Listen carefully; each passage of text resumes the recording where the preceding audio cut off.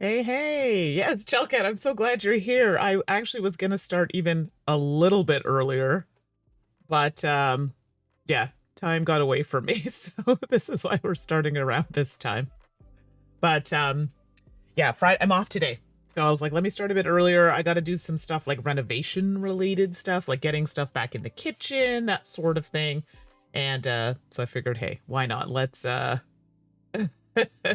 Oh no, I feel bad. I didn't want to take away from her stream, but yeah, it's Fridays are usually 12 o'clock, but yeah. Hey, Slivers, thanks for coming by. Yes, it's good to see you too. I miss our little Elden Ring Night Rain sessions. They, give me just enough pop or energy to for the week because they stress me out, but it's fun stress, fun stress. How's your cat? I know things were not going well. I'm sorry. I hope that was okay that I shared that. But how's Kitty doing? My dog has an ear infection, so I totally get when stuff's going on with pets. It's a little stressful. They can't really tell you what's wrong. So I hope everything's okay. Yeah. So I figured let me pop in early, do a little thing. We're gonna do the Advent calendar today. Let me see if I have the book's green, so it's gonna be weird. But I've never done one of the Advent calendars. I don't know if you all have before. And so yeah, this will be hilarious because then I'm just gonna kind of walk through the instructions. You can't really prepare for this one because it's like as you go. So yeah, so spoilers. If you plan on getting one of these, then maybe you don't want to watch it. It's Advent calendar, the Intergalactic Race. So there are several calendars. This is just one of them. So if you're planning on doing one and you don't want to, well, not that I plan on solving a lot of these. I'll probably have to use hints. It is what it is. I mean, I have no shame in that.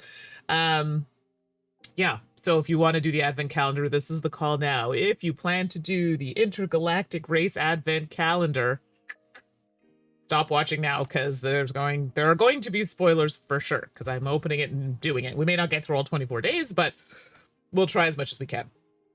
And Slivers, oh, Mittens is okay, just sneezing a lot and being pissed at me for giving her an antibiotic 3 times a day. Yeah, they don't love that. They'll be mad, but they'll get over it. And I mean that in the nicest way possible, as in like, it makes them better, right? So I see nothing wrong with that. Oh, well, I hope Mittens gets better soon. My dog has an ear infection, so we have to use liquid in the ear. Yeah, she's not happy about that. The first time I had to like swaddle her, like to tie down her legs. And while I'm kind of like holding her face a little bit, I felt so bad while I'm like, Mom, now do it. Because if you don't, she managed to, for those who don't have breasts, she managed to like horse kick me in the chest. Let's just say I felt that for like the next 20 minutes. It hurt. So that's why I had to swaddle her like a little baby. Oh my goodness. Sliver, she shuns you for 5 minutes and is like, okay, it's cold out. I need your body heat. Yeah, exactly. That's it. Like the look they give you, it's like daggers. And then it's like, actually, I need you for, warm food and other things. So I'll acquiesce for now. Thought it was just me. So I totally get that. Oh, goodness gravy. But I'm glad to hear Mittens is on the mend. And yeah, no rush for the streams. Like I always have to tell people, I do these streams for fun. Like honestly, I could have 0, 1, 2, whatever people in here. I'm glad for the regulars like you and Chelcat and Jeremiah. Like there are so many of you that come here regularly to hear me ramble about something. Honestly, that makes my day. And I'm not just saying that. Seriously, I do this for fun. I'm terrible. Let's be clear. I'm terrible at solo games, but I do it to maybe encourage others to say, hey, this is something I could do. Maybe I don't do it on stream, but I'll try it solo. Who cares? I mean, yeah, if I'm not doing a tutorial. If I'm doing a tutorial, that's a different story. But I'm just playing it to have fun, and I appreciate the help, and, so I don't want it to sound like flippant. I don't take these so seriously in the fact that, like, someone missed a stream. Nah, that's for fun, and there are too many horrible things going on right now in the world for us to be stressed about games. So I do miss playing with you, but that is not to pressure at all, just for fun. So I hope you all, if you're working, you're having an okay time at work. Sorry, that might be rubbing it in because I'm off. I had time today to try. I have a new makeup palette Well, it's not new. I've had it for a little while, but I just don't get to use it very often. And this one is the Halloween, because Halloween's coming up. So for those of you familiar with the movie, there's a Halloween palette. So they have, I think I have like the lipstick on me, but there's a palette with like blues and oranges and brown. Now, normally you wouldn't think, oh, doesn't go together. But if you're into art, 100%. Orange and blue, color wheel theory, everybody. Go together quite nicely. I didn't put too much of the orange on today, but I wanted to show you because I was so excited. And I should have brought the palette. The palette's cool. Like on the outside, it's like holographic a little bit, so it changes. But like, yeah, this is the lip pencil. So it's like actual IP, like Halloween, but the product is actually super good. And this is just, for those who don't care about makeup, I know, but I'm very excited about it. It's like a dark brown. So that's like the lip liner I'm wearing right now. When you come here, you're just going to get a mixed bag, and then we'll play some games. Then I have the lipstick, which actually I didn't notice it till right now, and you might not be able to see this. It has little like Halloween like pumpkin things carved into it a little bit, but that's the color that I'm wearing right now. And this one actually has it's kind of hard to see, Halloween 2 specifically on here. For those who are horror, I love horror movies, so for me this is like, I had to buy it just based on the IP, and I have Friday the 13th. Friday the 13th wasn't one of my favorites, but you know, I had to like get the collection, so of course I had to get it. And then the last thing I'll show you that I have down here is the lip gloss, or like a lip oil or whatever. I can't get into this lip oil thing. Gloss is good enough, but whatever. So it's Halloween 2, and I should have said that matters. It might be hard to see there. And it's actually like it's like a blue, like it's kind of hard to see. Yeah, it's dirty because I put it on top of my lipstick. But the color is like a sparkly, clear kind of bluey tone. So that's what I have on top. Anyway, very excited. Had to share. I just thought it was cool. I have a couple of those palettes. Unfortunately, the company, okay, I shouldn't say unfortunately, the company is American. So for me getting that stuff is not gonna happen for a little while because of what's going on, and makes me sad because they actually have some really nice product, and the company is run by an Afro Latina, and that's how they've put their description in their caption. So I'm like, oh my gosh, I definitely want to now. I mean, I always will support things I love. This makes me really want to support. So I'm a little sad that I won't be able to do that now. It's a bit of a struggle. Yeah, so for those who are not interested in makeup, sorry I had to listen to some of that, but I'm just excited. So I'm going to be doing, for the next few streams, some fun makeup from these palettes. And yes, I got the fish thing working again. Apparently it logged me out. I had no idea, so thanks for your patience on that. What else? I also got a new fragrance. Don't worry, I promise we'll get to a game soon. I got a cherry one, so intense cherry. Cherry is one of those scents. That was a great catch. What did you get? Oh, you got junk. Sorry, I was like, oh, at the corner of my eye, it looked like a big fish. And I'm like, oh no, it's a branch. But still a great catch, just saying. I appreciate you trying it out again. That's this. Paul, hey, thanks for coming in. Does this mean I need to start buying makeup now? I mean, listen, anybody can wear makeup. You do your thing. Even, honestly, even if you get it just for the palette, they're so cool. And I'm so mad that I didn't bring it down to show you. Next time I'm on, I think Brian and I are streaming again on Sunday, but I might pop on again Saturday night. We'll see. I'll show the palette. Like, it's so cool. Like, I don't know. And as I'm doing these things in my head, all I can think of is like the background music for some of these movies. For those who know, you know. Are down here. Oh, they did not like that at all. I started doing that noise and they went wild. I'm so yeah, they didn't like that. That's probably because I have it on and there's usually jump scares and they don't like it. Sorry for the barking there, everybody. Yikes. Steve, she's my cherry pie. Thanks for popping in, by the way. Yeah, that's right. This one that I'm wearing today. Hold on, let me smell. Sorry, these dogs are like out of control today. Okay, I did 2 mixes. So the one on here is the same fragrance, but I did a whipped cherry oil on top of like underneath the cherry. And then this one is with a vanilla musk and the same cherry fragrance. So I think it's called Maillard Intense Cherry. Cherry's a weird flavor in general. And I don't know if anybody agrees with me on this. Cherry can be really artificial in anything. Like even if it's medicine, whatever. it just has a funny taste. And cherry's not always my favorite flavor for things, but I was like, I don't have a cherry fragrance. Let me try it. This is where Micah's floating around. She might be watching Tawe right now. But I sent her a picture right away. I was like, oh, she's like, oh my God, that sounds so good. It's like a cherry chocolate. Not like those ones we have in Canada. Michael will know what I'm talking about. What are they called? Lowry? I don't think they make them anymore. They're the chocolate with the cherry inside. Gosh, those things have been around since what, like the 70s? I don't know. They've been around for a long time, maybe earlier. I don't particularly care for them, but I do think as a kid I did like to eat them. They're very sweet. Anyway, if you know, you know. So that's one I got. And then I got another one called Eclair Affair. I know. David, we are talking about my new fragrance purchases. I am sharing. Sharing is caring. You never know. People in the stream, they might want it for themselves, for their partner, for their friend. You never know. So I'm sharing. And then I promise we'll get to game stuff. Y'all are putting me in a better mood. I wasn't in a great mood when I started streaming, so this is making me very happy. Paulum, as of earlier this year, cherry blossoms have been discontinued. That's what they were called. Thank you, thank you. So for those who want to go Google this, they're called cherry blossoms. Actually, you know what? Let me see. And I did hear they were discontinued. Hold on. Cherry. Is it Lowry, the company, Michael? I think so. And I don't think they sold them outside of Canada. I mean, it's a little sad because it's like a Canadian staple, but I didn't particularly care for them as an adult. As a kid, I loved them. Let me see. Chocolate.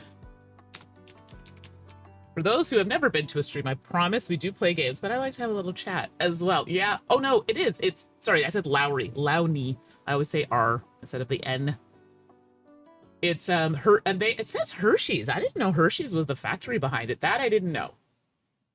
That I did not know.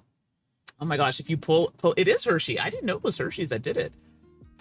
And I love the first article from CBC in September. Canada's divisive weird chocolate, the cherry blossom. I'll put this in the chat if you all want to go check it out. Just saying.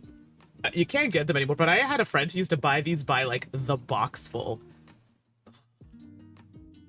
Although the chocolate with the nut part was pretty good. I just wasn't a fan of the cherry cream bit in the middle.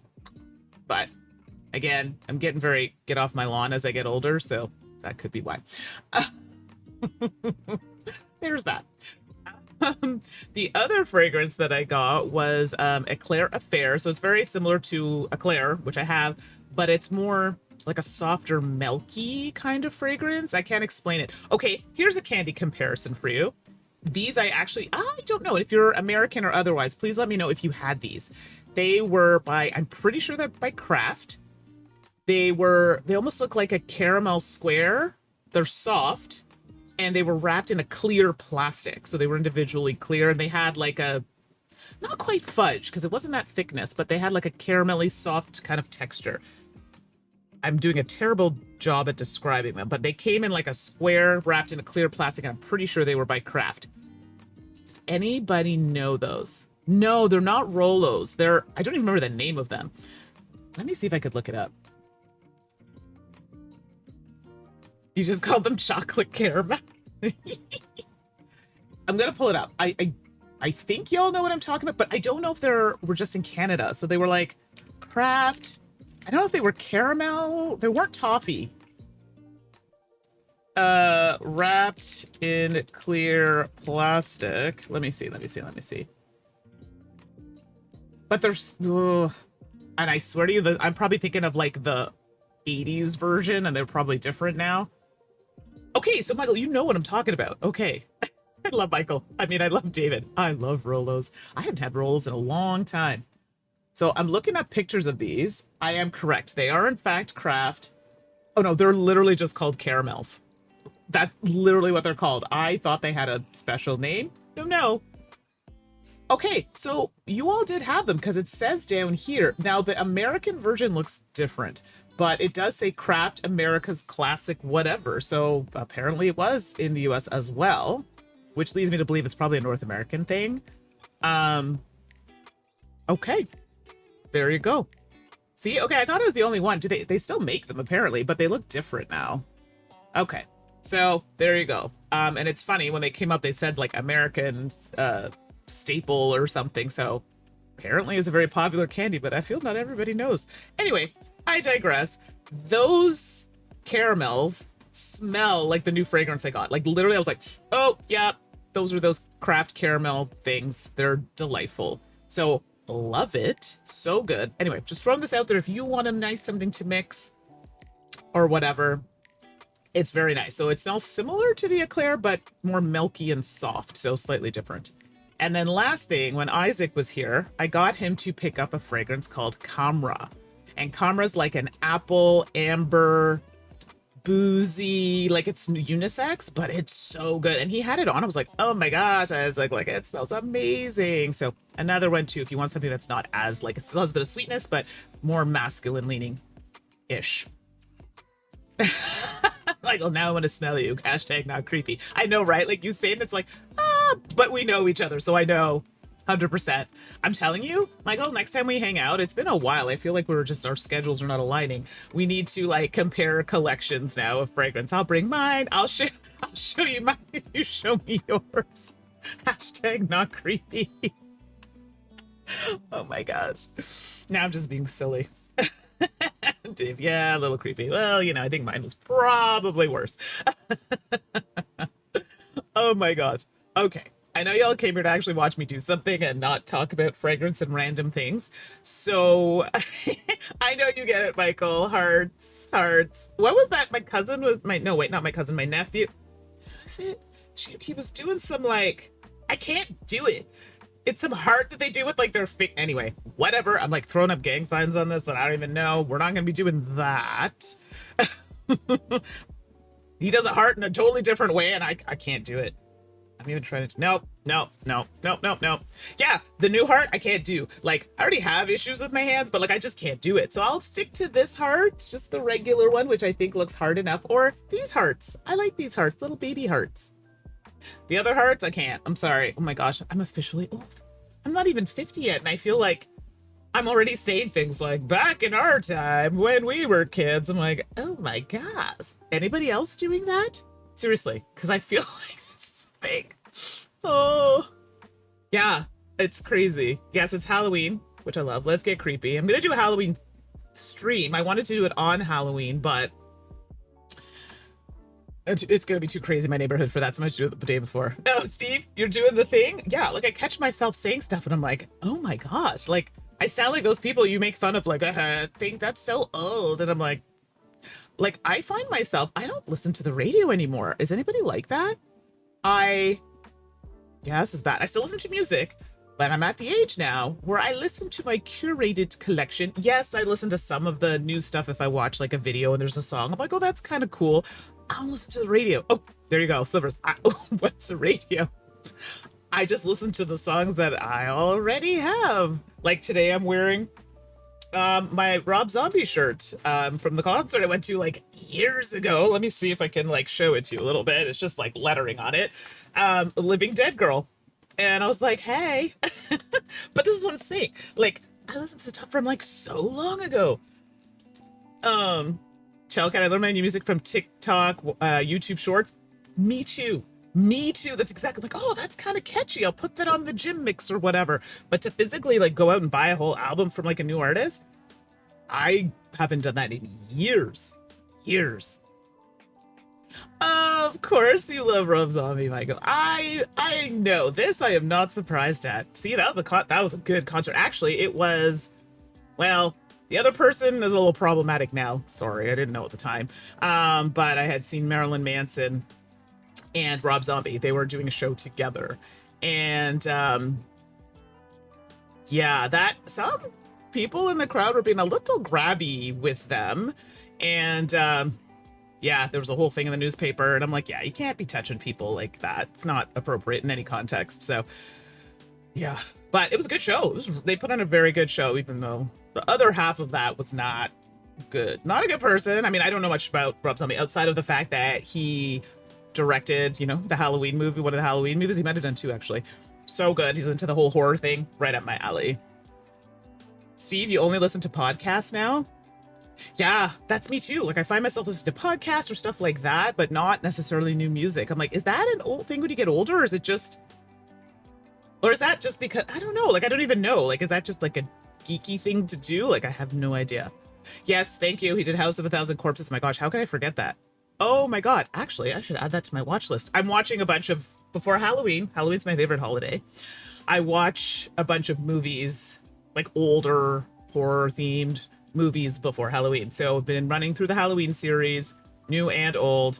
I've been running through Friday the 13th, which is not my favorite. I feel like I might be out on a limb on that one. It was okay. I've watched some Freddy Krueger and then the whole crossover, which was so bad, but I watched it. Yeah, I don't know. So I've been going through all the ones and like other, then I've been watching old ones like Nosferatu. I've seen the new one, watching the old one. I watch all kinds of good stuff like that, so I'm here for it. Steve, people usually prefer music from their 20s. I'd say that's pretty accurate, actually. Like, if I really think about it, I have a nice mixture of music. I listen to music from the 50s right through to the 2000s. Like, and that's because I grew up in a household where my mom listened to everything. You would hear, oh my gosh, this is what happens when you're tired. All of a sudden my memory is just not working. That's the sound of the men working on the chain gang. What's his name? I'm seeing his face in my... Wow, Mandy, I am struggling this week. I haven't been sleeping, so my memory is bad. Anyway, if you know that song, you know the artist I'm talking about. It'll come to me in a second. I'm picturing another artist. It's not him, but anyway. But also I enjoyed like Marvin Gaye and all of those people as well.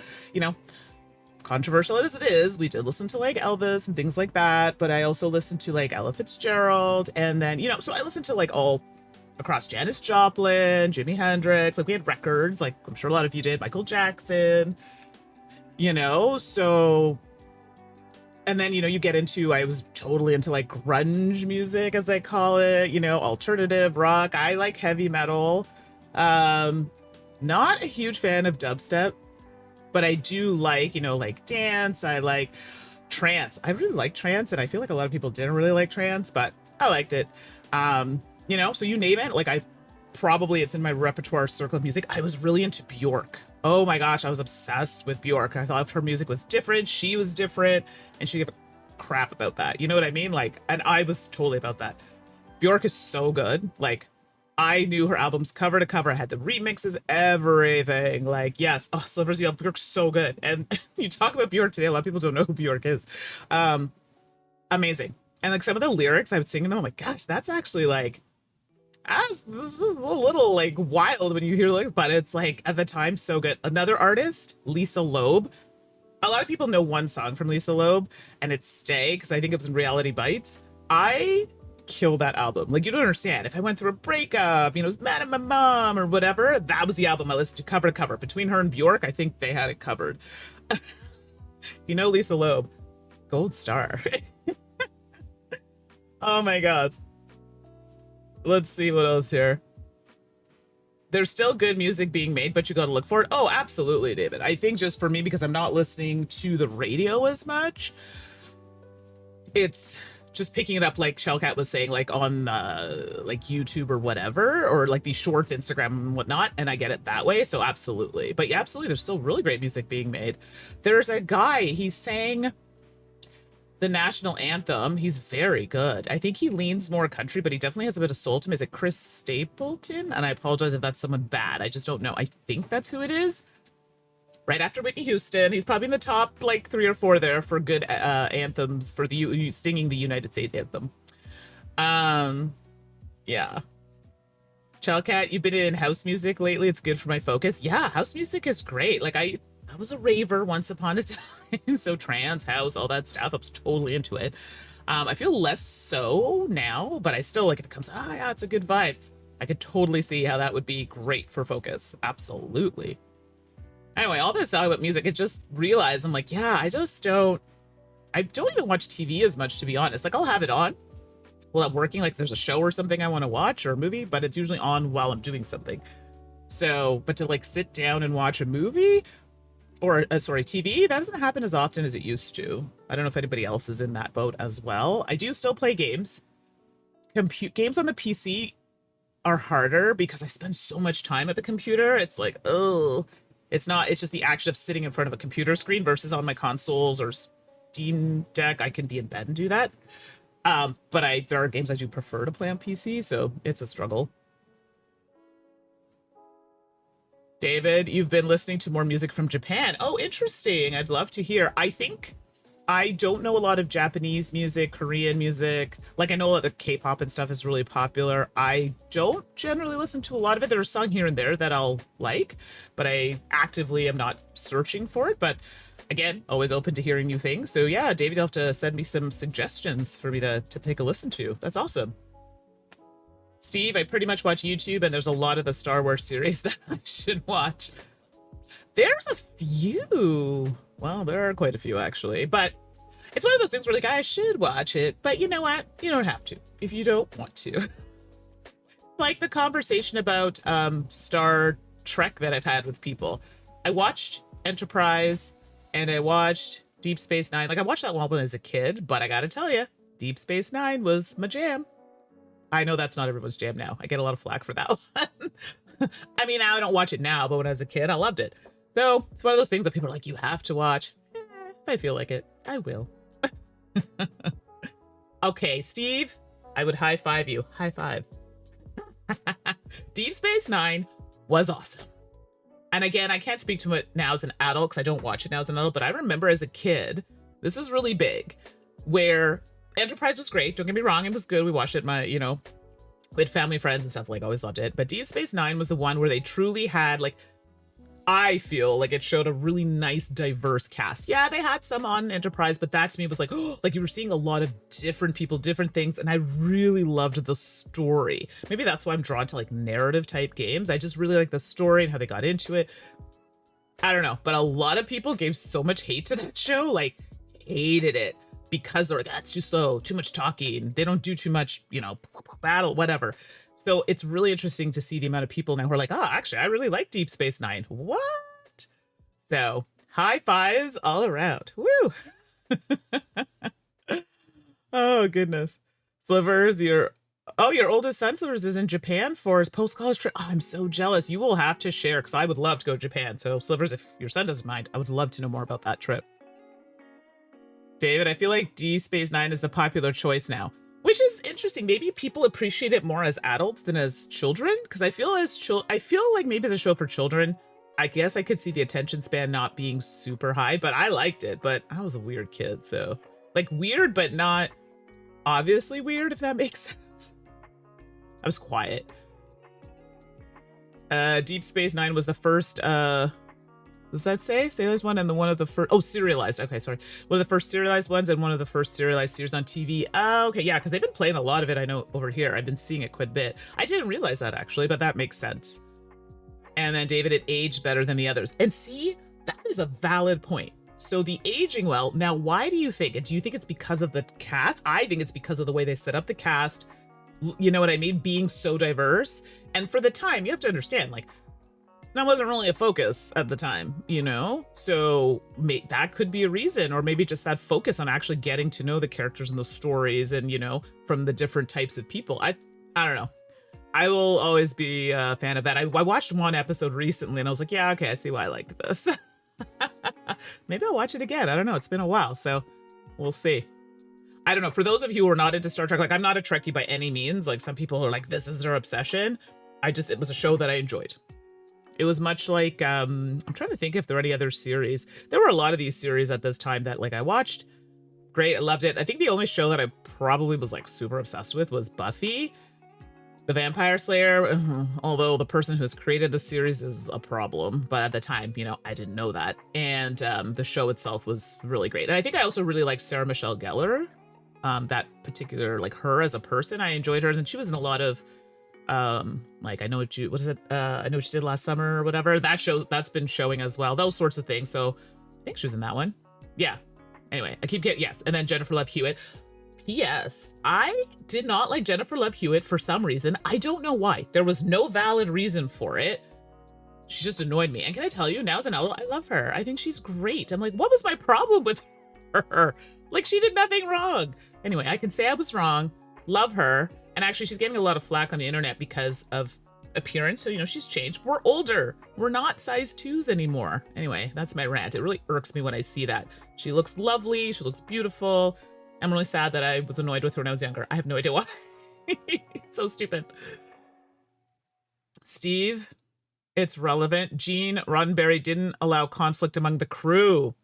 With him gone, they could explore normal conflict between crew members. Interesting, because I know there were some issues on Enterprise specifically. I know Will Wheaton has been very vocal about some things that happened with him, which obviously left an impact on him. So that's a problem. So yeah, you got to make sure these things are resolved or you just get resentment. So that's really great to hear, actually. Livers, you being a Buffy fan is like zero shock. I can't be the only one, okay? Buffy the Vampire Slayer. Yeah, I feel like Suzanne is the more out there one than me. Like the shows that I watched, generally Suzanne did not. Like we don't overlap on a ton of shows, oddly enough. I thought we would, but no. Conflict between the characters, not the actors. So, but even that I heard was like an issue. Steve, like, anyway, I don't know the whole story between all that whole thing, but I also appreciate that between the characters. I get that. Hey, Michael, gotta run star. Oh, no problem. Thanks for popping in. I promise there is a game in the mix. It's just so nice that we're all having conversations. So thanks for coming in. We'll pop into the game later, but have a great rest of your day. Hey, Time Roller, thanks for coming in. We're just having a chat about Deep Space Nine and how we're older and music is not as a thing that we're all like, hey, the new thing's out. We just kind of like our old stuff. Steve Will Wheaton never wanted to be an actor. His parents forced him into it. Yes, that's right. I've heard him talk about that before. And I've actually met him at a convention. I remember it was here. And my friend had a company. He wanted to give him some shirts just for him and his wife. And we met both him and his wife. They're lovely, by the way. And I remember people were saying, oh, he's so mean. And I'm like, why are you saying that? And then I realized something had happened. And for people who don't know, I think he has social anxiety a little bit. And somebody had like, I don't know, a couple people had just like ambushed him. And he was like, you know what I mean? And was like, hey, like, I don't want to be up here anymore, or whatever. And I'm like, I would be like that too. You can't just come up in people's faces and expect them to be smiling and cheery. No, like, not cool. So that's why I had to find out for myself. And actually we had a conversation. I said, yeah, I know just something happened here. Gave the shirts to his wife. She's like, well, no. Give them to him when you see him. I'm like, no, I know something happened and he's not really wanting to talk to people. And she's like, no, keep the shirts. You're going to come over when he's here and you can give him the shirts and we can all talk. And I was like, it was just such a nice gesture, but like, I totally understood like if he didn't want to talk to us, but no, he was great. So, yeah. So people giving him like any kind of negativity, relax. Something probably happened. And in that particular case, something did happen. People were just like in his face. And I think any of us would have reacted the same way. So, yeah, but but he's doing his thing now, which I appreciate. So good for him. When dealing with the public, you're bound to do or say something someone won't like. Oh, absolutely. Listen, people don't like me for less. I think I did a stream in my bedroom once and someone thought that was inappropriate. And I'm like, there's a bed in here and some pictures on the wall that are of like flowers. Like, I kid you not. It was the dumbest thing. And people in the chat were like, what's wrong with you? Like the person who was being like that. So, you know, people just don't like me for being me. Just anyway. So yes, I can 100%, if you're in any type of public eye or that capacity of being public, people will find reasons not to like you. So just, yeah, but there's nothing I can do about that. See if he should come to PAX. He should come to PAX Unplugged. Maybe I'll say, hey, do you remember me from like 10 years ago or whatever it was? Would you be interested in coming to PAX? I mean, I'm not going to PAX for reasons. I love PAX, but not this year. Has nothing to do with PAX, by the way. But that'd be amazing. I think that'd be a nice convention for him to go to. It's not so stressful. Sliver, sometimes I don't even want to talk to me even. Yeah, I've been there. Like, have you ever done this where you're like, what is wrong with me today? I had that this morning. Delegate, some people look for reasons to be critical. Of course. And that's a problem with them. And then, you know, and then it reminds me when I looked back for not liking Jennifer Love Hewitt, right? Like, yeah, I don't know her, but there literally was no valid reason for me not liking her at all. And then I look back on that, I'm like, people do that to me. Like, would I want that? So then I was like, you know what? That's stupid. So you know, that's why you have to kind of like look on yourself. But you're absolutely right. People, just any reason.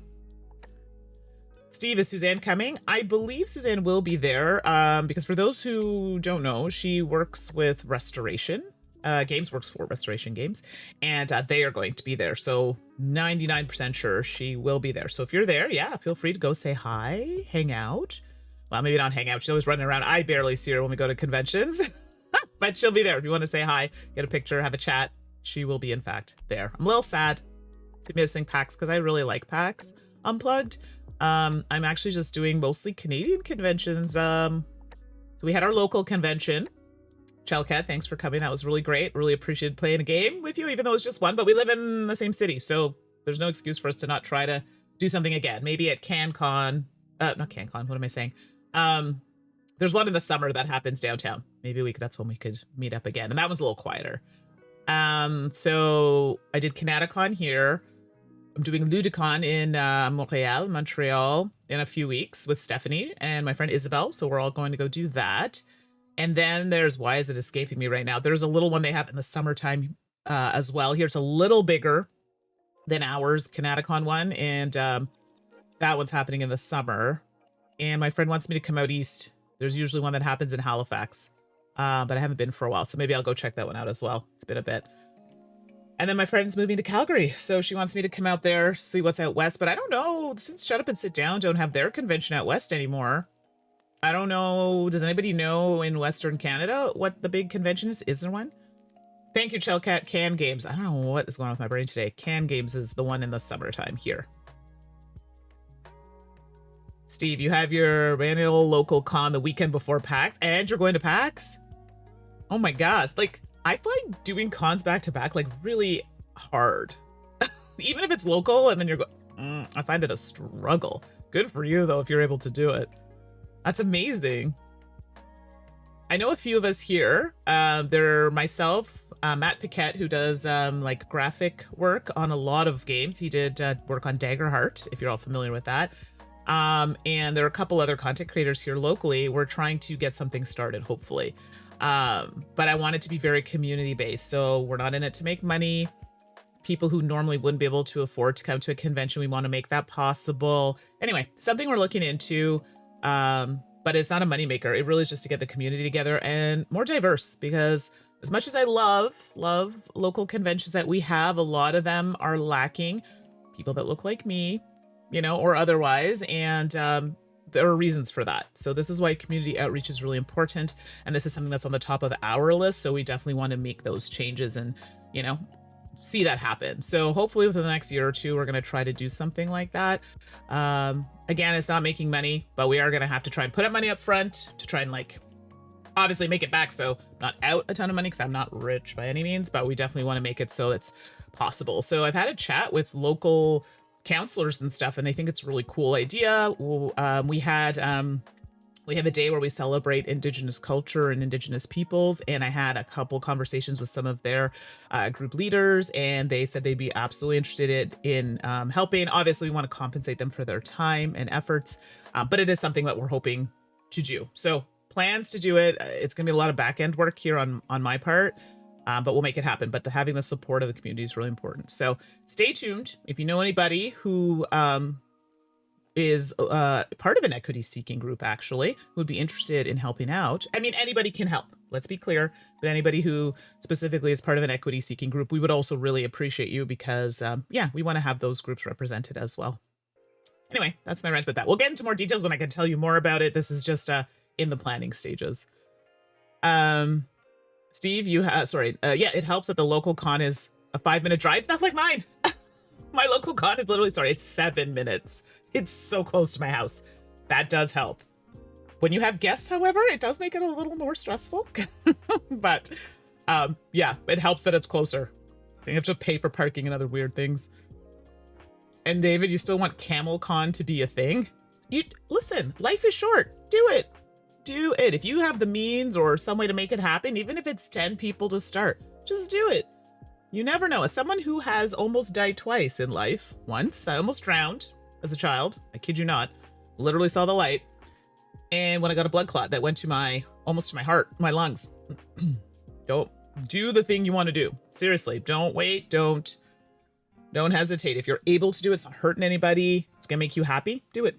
That's all I got to say about that. So once you have a few near-death experiences, it really changes your outlook on things. I'm telling you. All right. Y'all have been hearing me blabber on about stuffs. Important stuffs, but stuffs. Let's take a look at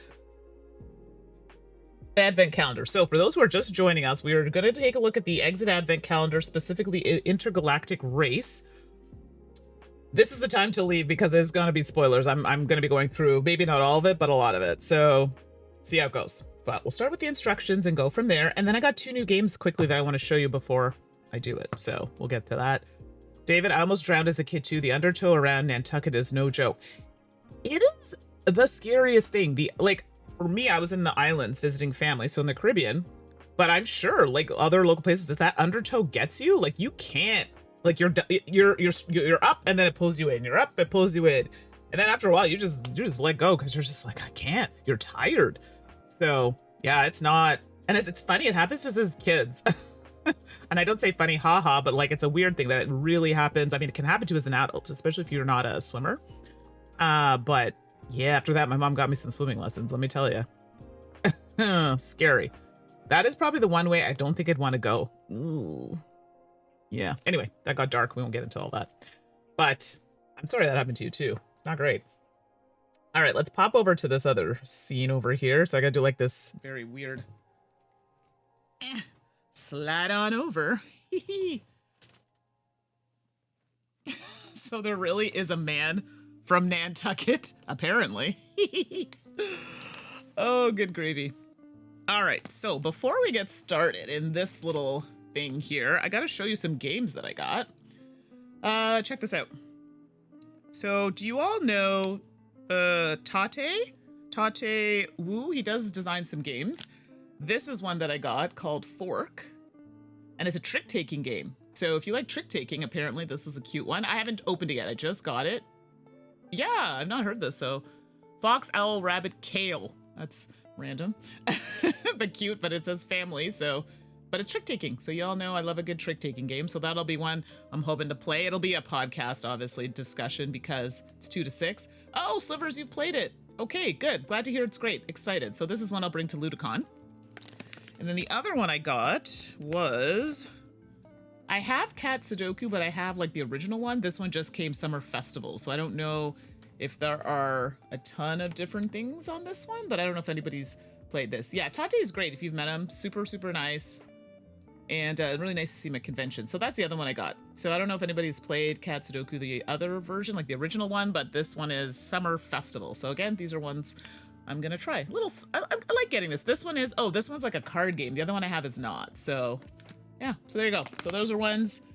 That one's 1 to 4. I might be able to solo that one. Not well, maybe, but soloable nonetheless. Okay, let's dive into this advent calendar. And here are the instructions. So it comes with the calendar. Let me show you the box first. Boop. So that's the box. All right. I just noticed my camera totally tilted all weird and stuff, but we're going to make it work. Sorry, everybody. I don't know what happened there. Oh. Okay.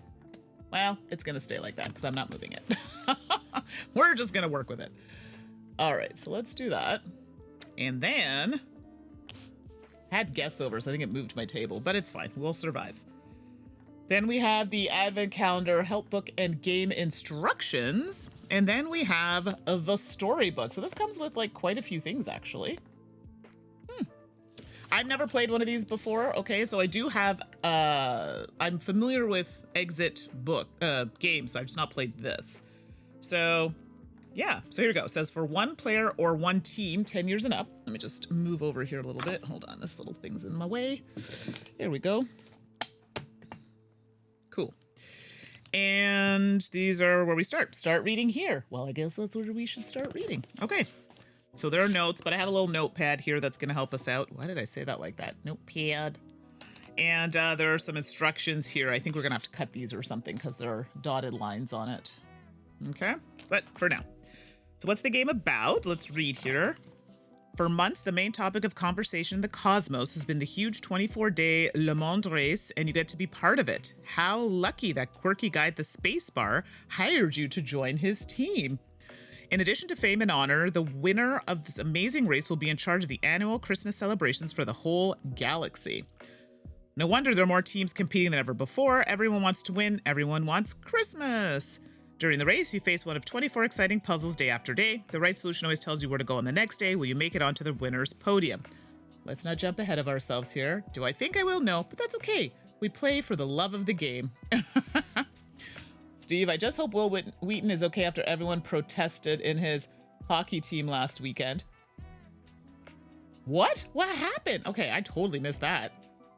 Do tell. You can't leave me hanging there. Now I need to know more about... See, I don't watch a lot of stuff, so I'm missing everything.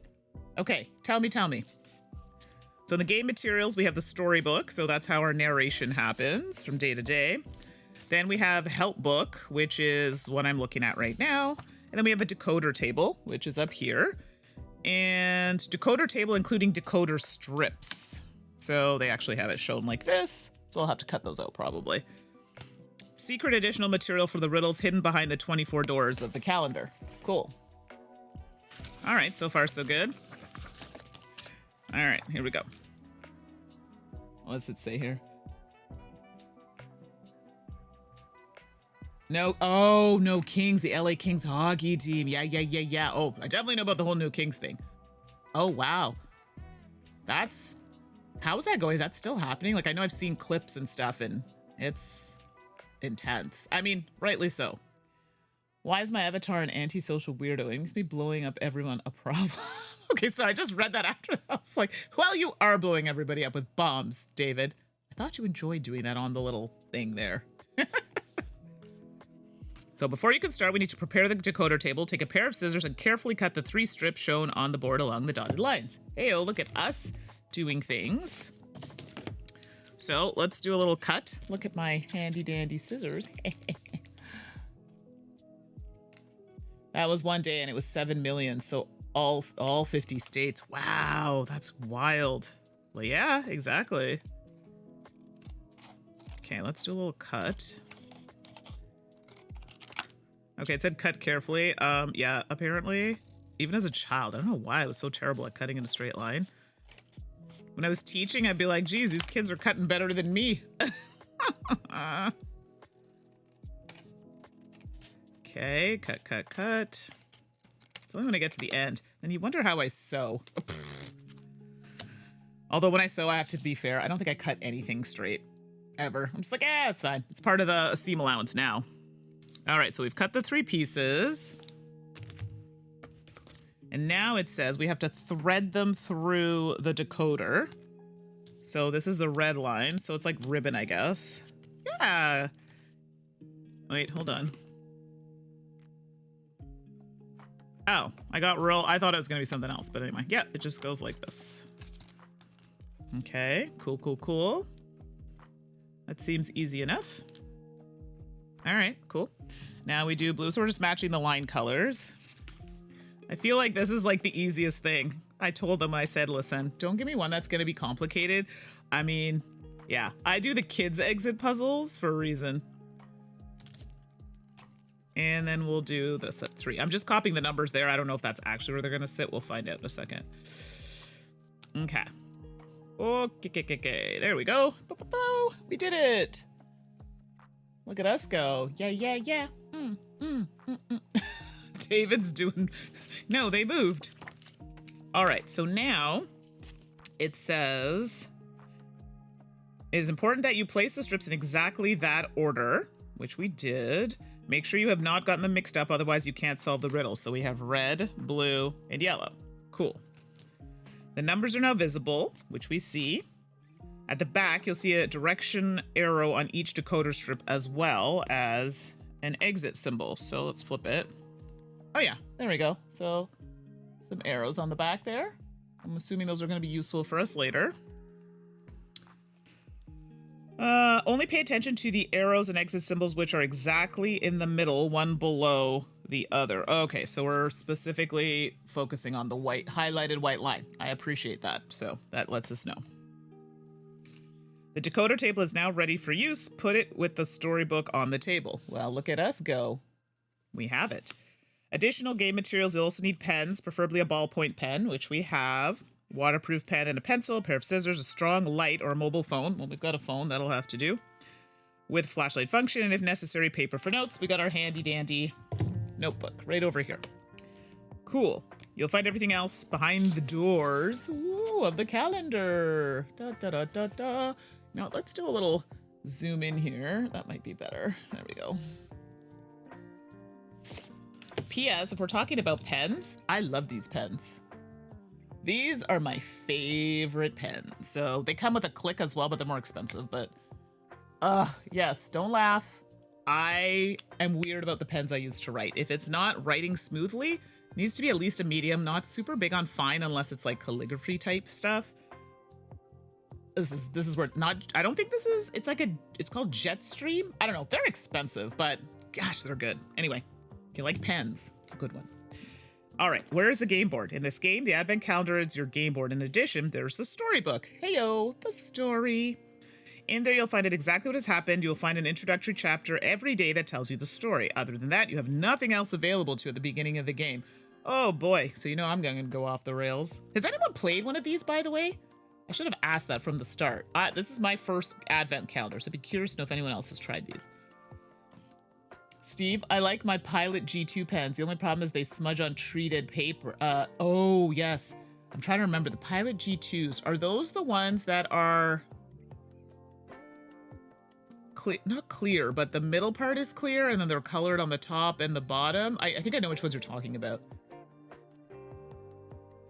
Childcat, you've not tried the Advent version, but other exit games? Okay, cool. And to be fair, Advent calendars, I think, are more of a Christian thing, so that also might not be someone's jam, which I totally should have said from the beginning.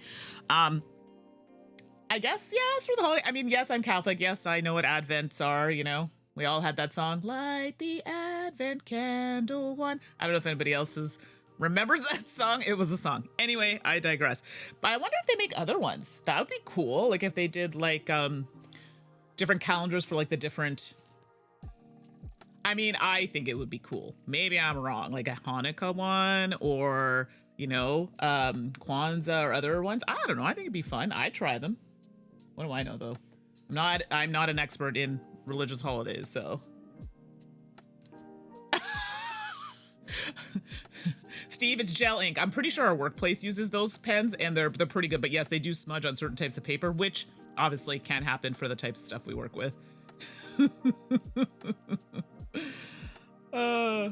Okay, Chellcat. Okay, I have to ask, but now would that be an interest if they had like a Hanukkah type calendar? Again, please excuse my ignorance on if that would work, but I don't know, I think it'd be cool. And it's another way for people, maybe this is the teacher in me, for people to learn about other religions or other holidays, you know what I mean? But I do love that you're like, I'm Jewish and I love daily presents. I've got myself plenty of advent calendars, dice, jam, tea, chocolate. Very intrigued about the tea calendar. Please pass that along. You know I love a good tea. That's amazing. So that's good. I think that's great that people get to try. I like to try different things, even though it's not part of my religion or whatever. I think it's cool. You get to learn things about different people, but in a fun way, right? And thank you, Steve. So they do. Okay, just saying. I have lots of friends who are from all backgrounds. I do have to say, though, Hanukkah is quite nice. The food is good. We won't get into that. I love food. Doesn't matter like where you're from. If you can tell me about your culture and feed me at the same time, whew, I'm there. That's just me. Childcat, it'd be cute. There's 8 nights and some families do little gifts each night. Okay, not yours. See, I think that's cool. I mean, just saying, just a thought. There's an idea if someone wants to run with it. Like, why do we not do more of these? Anyway, maybe I'm too big of a dreamer here, but I think it'd be cool. I'd play it is what I'm saying. Just saying. Coming back to the song, is anybody else in the chat? Did anybody else go to Catholic school? So you have to light the calendars, right? Like the weeks before Christmas. And they had a song that you would sing every time. Yeah, they sing it at church, but you'd also sing it at school. And it would go, light the Advent candle one. I don't even remember. It's been so long. Now that something has begun. Na, na, na, na, na, na, way. Something, something. Na, na, na to Christmas Day. Something like that. I don't remember all the words. It's been a long time, okay? You didn't... Oh, my God. So did nobody have the song? Okay, now I sound like a lunatic. Okay, if anybody watches this video after, please let me know if you sang that song about lighting the Advent candles in school, because I swear, and I've lived in 2 provinces, and we sang this song in 2 provinces, but this is in Canada, so I don't know. I love Slivers, no song, in caps. Oh gosh, yes, that's right, no more than usual, and I'm okay with that, I own it. Chelcat. The tea calendar was from Friday afternoon tea, but had big custom duties back in 2023. So yeah, it'll be wild now. We didn't finish it, but had the Bon Mama jam calendar. Oh, those are good. For those who don't know Bon Mama, those jams are so good. And they come in like the small ones, but they have them in the big ones. We buy the big ones, but yeah, I did. Oh, that would be a good calendar. I think Suzanne had one actually. Someone gave one to Suzanne. So they had daily surprises of tea, jam, and scones. Scones! Oh my gosh, okay, this sounds so good. Okay, I might have to look into that one. I do like that. I'm not surprised that they have others considering how many religions copy each other. Oh, for sure. For sure. I just never seen them like mainstream, I guess. Like Exit, for example, such a huge thing. Like you could, I guess at the end of the day, companies want to make money. And I'm not saying that's a good reason to do things but then in them doing that, you're also like, hey, that's a group that maybe may not have looked at something. Like, that's cool. Maybe I'll try that. You know what I mean? So why wouldn't you do it? And that's my saying a lot of these days. Why wouldn't you do that? So easy. Why wouldn't you do that? Anyway, what do I know? I just stream. Oh, goodness. All right. Sorry. Back to the game. I go on tangents today. Okay, so we solved the riddle. Carefully separate the current calendar sheet at the perforated line from the storybook. Unless told otherwise, you can find the date at the top of the relevant sheet. Okay, well, we're doing this kind of like not on the right dates, but obviously coinciding with the doors, I presume. Read the introductory chapter. Open the next door as soon as you are prompted to do so in the text. Behind you will find different things to help you solve the riddle by the day. That might be riddle cards and various strange items or objects. Solve the riddle. Usually you can and must use everything you find in the room or storybook for that day. This is the only way to solve the current riddle. Attention, to solve the riddles, you can label, fold, cut up. Everything is allowed and sometimes even necessary. Not gonna lie, if there are folding things, I'm gonna struggle. With my nails, sometimes it's a problem. Keep all the game material until you have completed the last day of the calendar. Do not throw anything away. You may have to use it again. Oh, goody.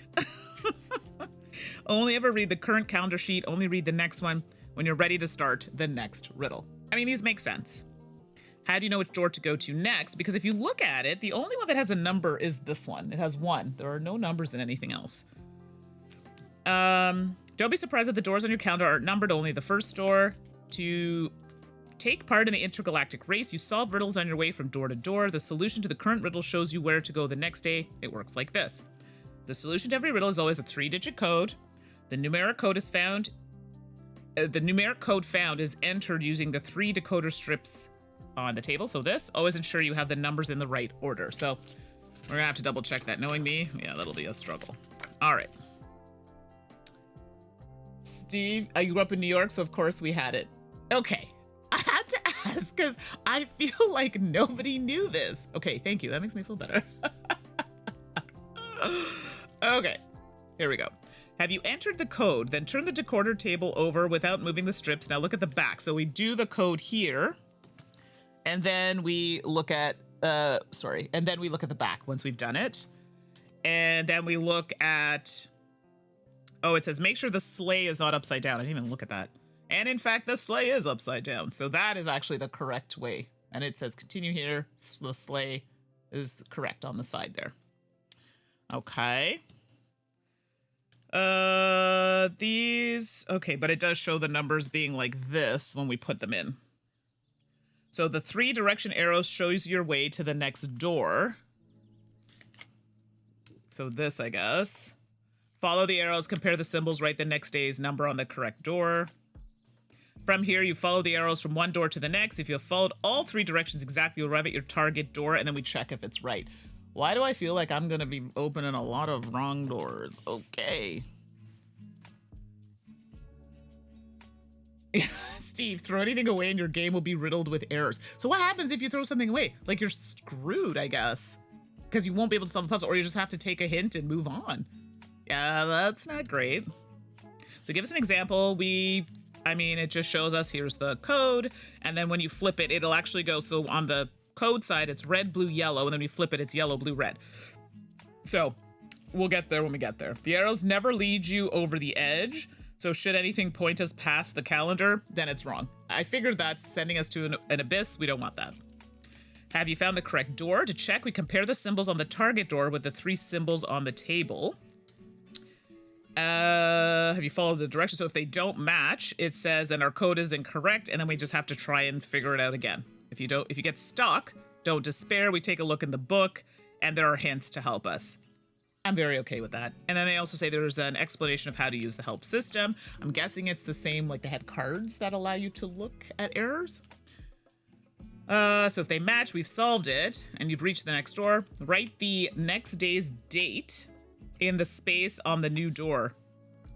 Okay, I guess it'll be when we flip it open, because right now there's just a hole here for the number.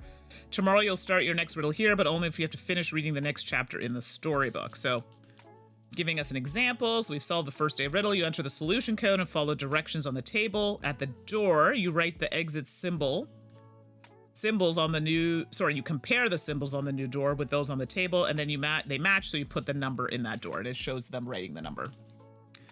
Important! You need to solve the riddles in order. You may only continue with the next riddle and open the next door if you've cracked the previous day's code and the game allows you to do so in the text. All codes are deciphered logically. Ruh-roh, I might have a problem then. So it's not about just trying out every possible combination on the table. Don't forget to label the next door, so you'll know where to start the next day. If you get stuck, I'm just doing this quickly. Each first clue, so in yellow, tells you what you need in order to be able to solve the riddle and gives you an initial useful clue.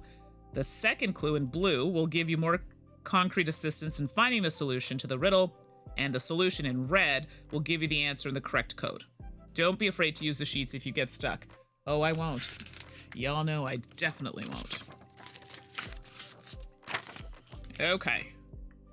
All components of this game have been designed and packaged with care. Should the cards and strange items in the room get mixed up, you can find a refill guide for the calendar, and they give us a link that shows you where the components belong. So can you reset it? Okay. You continue to play. So remember how we were saying if stuff goes missing or whatever? There's a link here to give you components that you can use. The advent calendar is full of riddles, so they all work. Each copy has to be assembled individually by hand, even though this is done extremely carefully. And with quality control, errors can happen. If you find a piece missing, then we just contact these people, but we will try our best to get you back on track. So it is possible. This has happened to me in one of these games before where we couldn't solve it. And I'm like, hey, I'm sitting at a table with other people. It was not just me. And there was, in fact, something that was not correct. The game ends when you have solved the last riddle and reached the end of the Intergalactic Race. A hint will let you know, then you may read the closing chapter. Begins? What are you waiting for? Here we go. Take the storybook and turn to the first page and start reading the prologue. The first riddle starts on the calendar sheet marked 1st December. We hope you have fun. Okay, look at us getting started now. So, tells us now, don't read this, but we are going to read it now. And this is the introduction. Let's make sure. Okay. All right. Sorry, that was a lot of rules explaining, but now we're ready to start the actual story. Here we go. So just to start off, there's a letter I. Yeah, and a Y there. I don't know if that means anything, but just throwing it out there. It's early December in a galaxy far, far away. After a long day at work, you are looking forward to a refreshing drink in your favorite watering hole. You enter the somewhat shabby space bar and make your way to the counter. You know the barman. A Hundian with an eye patch quite well. Can you please make me a double yuppie tom? Coming right up, he replies and grabs a fresh glass. You relax into your favorite spot at the counter and let your gaze wander across the dimly lit room. Like most evenings, the singing of the beautiful four-armed Ganymede can be heard from the stage. The tables are full of the usual clientele, but also a few people you've never seen here before. A pale lady with a narrow white hat sits in the alcove. She is completely engrossed in a game of dice. Strangely, she seems to be playing all alone. A rabbit in a spectacular coat is standing at the dartboard. With remarkable speed, he sharpens a handful of carrots with his large front teeth and throws them one after the other at the dartboard. They all hit the bullseye, with no exception. A shaggy white giant comes to the bar and speaks to Tom in a language you don't understand. A kind of loud howl that is somewhat reminiscent of the call of a wounded animal. The barman seems to understand him. He bends down and pulls a roll of toilet paper from under the counter. Visibly relieved, the hairy giant pads through a swinging door to the back. "Another star shake, please," calls the customer to your right, a gaunt guy with a weathered face. If you had to guess, you'd say he's from Earth, like you. The guy seems happy in his own company, not interested in talking. "Tom, turn on the TV," calls a rather slimy-looking Mobian from the back of the bar. The pre-race commentary should have started by now. Okay. Oh, this is like story. Okay. Sorry, yeah. Okay, here we go. Make sure I'm not going past that.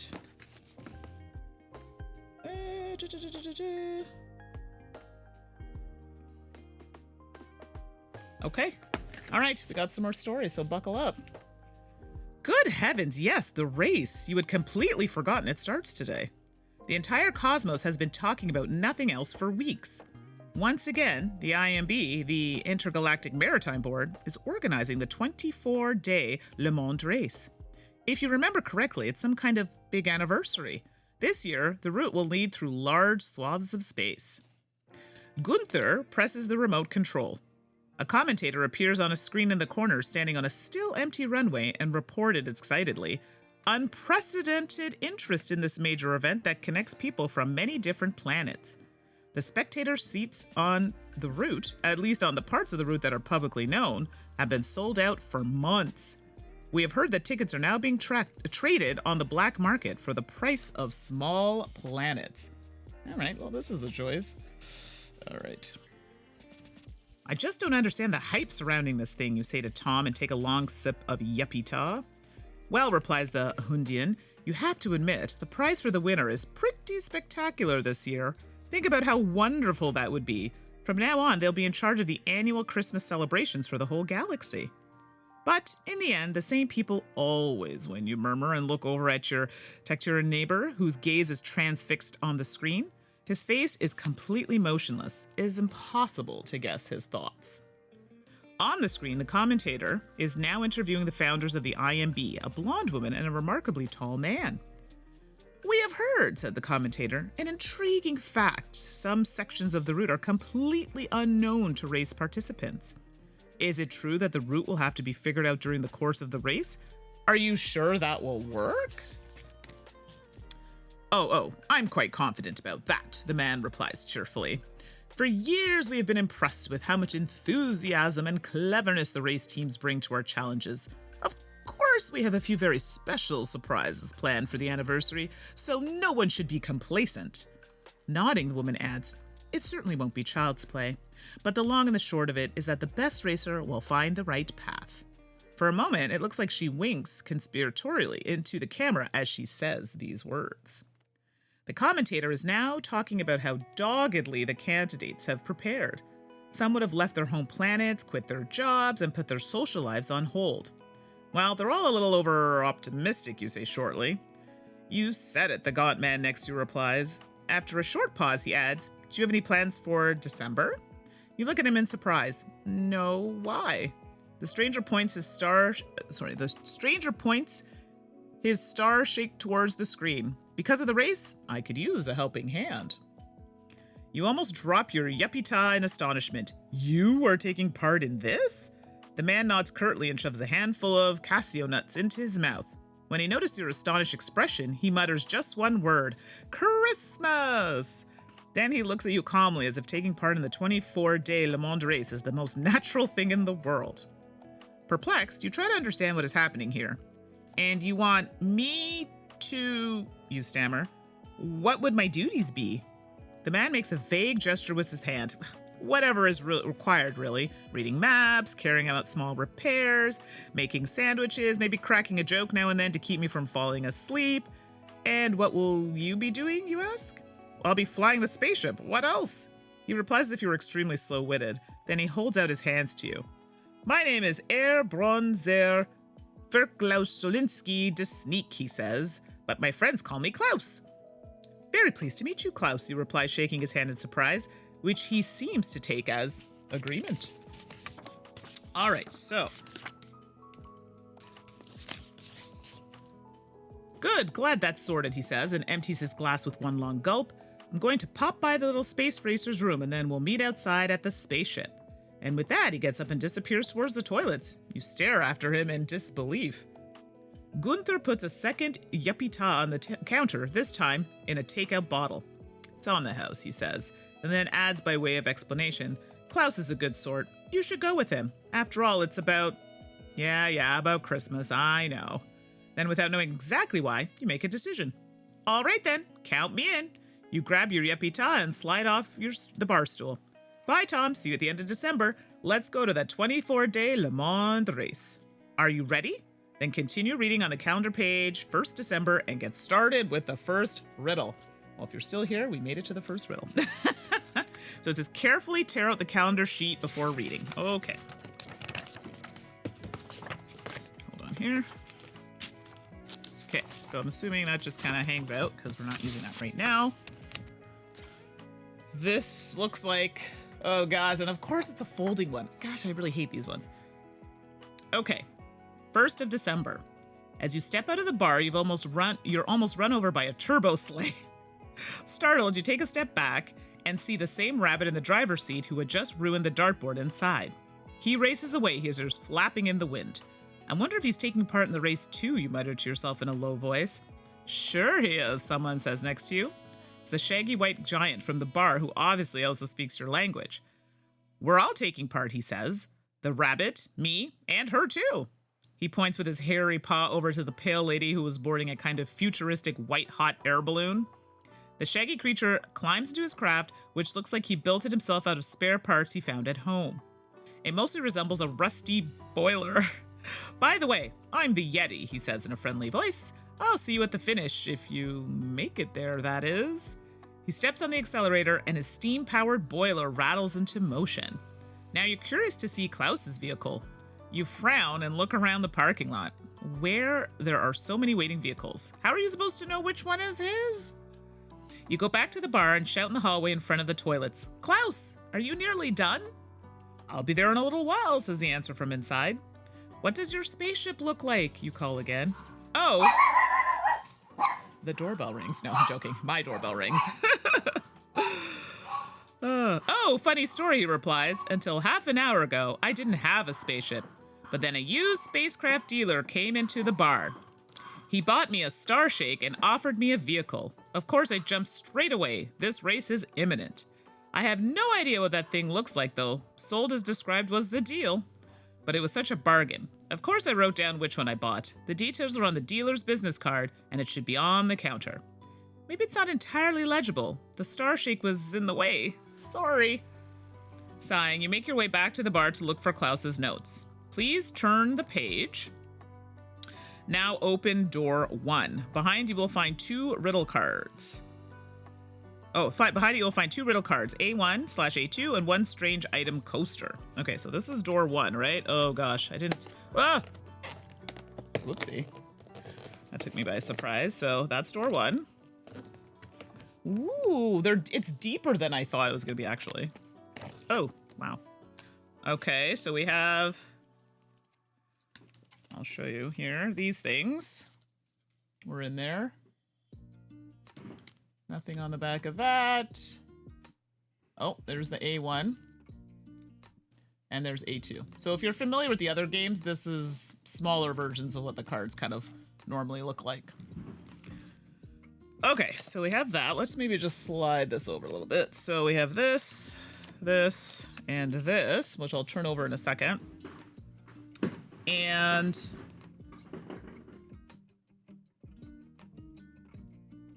okay, so now it says, please turn the page. Here we go. So there are a lot of ships on here.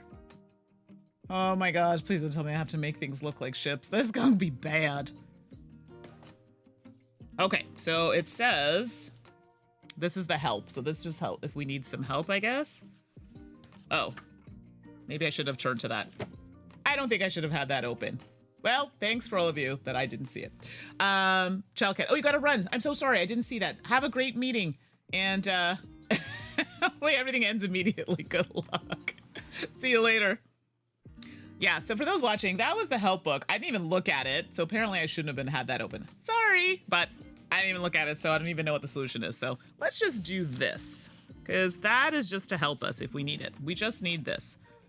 So riddle card, this one here, says use rocket and spacecraft vehicle.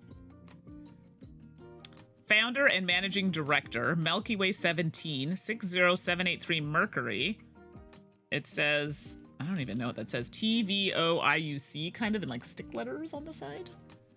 And then it has a phone number, so 0317/983-125, and they're different colors. So the 0 is black, the 3 is white, the 1 is red, the 7 is green. There's a / in black.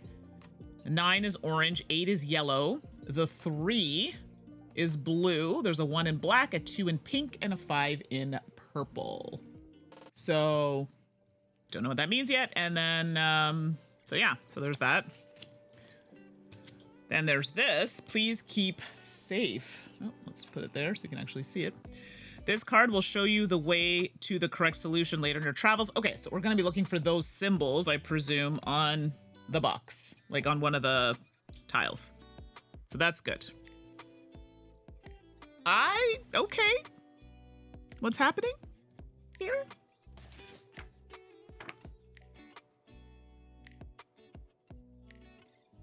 Okay. Do I have to cut something? Okay, hold on. So I did see now that these numbers here, and letters or whatever, numbers, sorry, they do match some of the ones on here. So if you look really closely, there's some of the things here. There's that. So I'm just trying to see what the connection is here. So use rockets and spacecraft, vehicle, founder and managing director, Milky Way 17, 60783 Mercury. I see these. I see on some of these planes like TYP, and then it has like ICO. Now the color, for example, of the eye on this one is blue, which I'm assuming would coordinate with the 3. So, but then what is this? The heck is that? And this actually comes out of here. Like it's removable. And it looks like a cocktail with a planet. By the way, if there's something you're seeing that I'm not, please throw it out there. Yeah, and this is like the first one.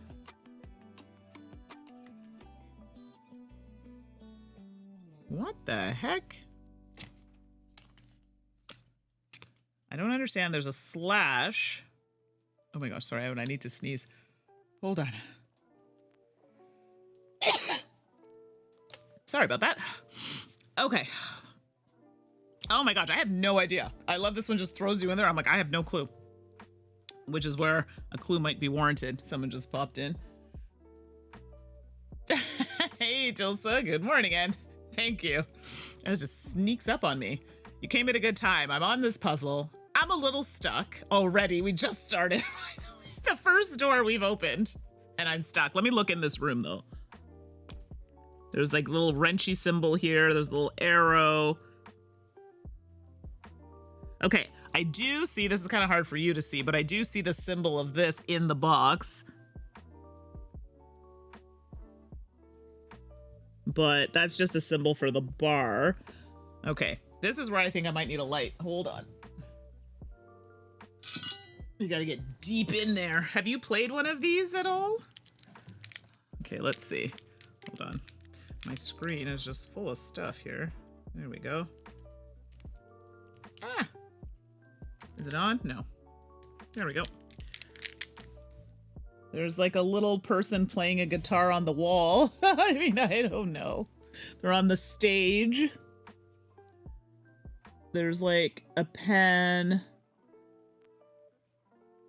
They're sitting at the bar having a chat. I mean, so far I don't really see anything that's like giving me clues. Oh dear, you have not played these. Well, I fear. I said, give me one that's like easy. And they're like, yeah, this one. I'm already stuck on the first puzzle. A clue might be warranted. And it's given me this card. The numbers are in colors. I did notice on the ships, the numbers have colors as well. And funny enough, the colored letters, sorry, they have colored letters. The colored letters are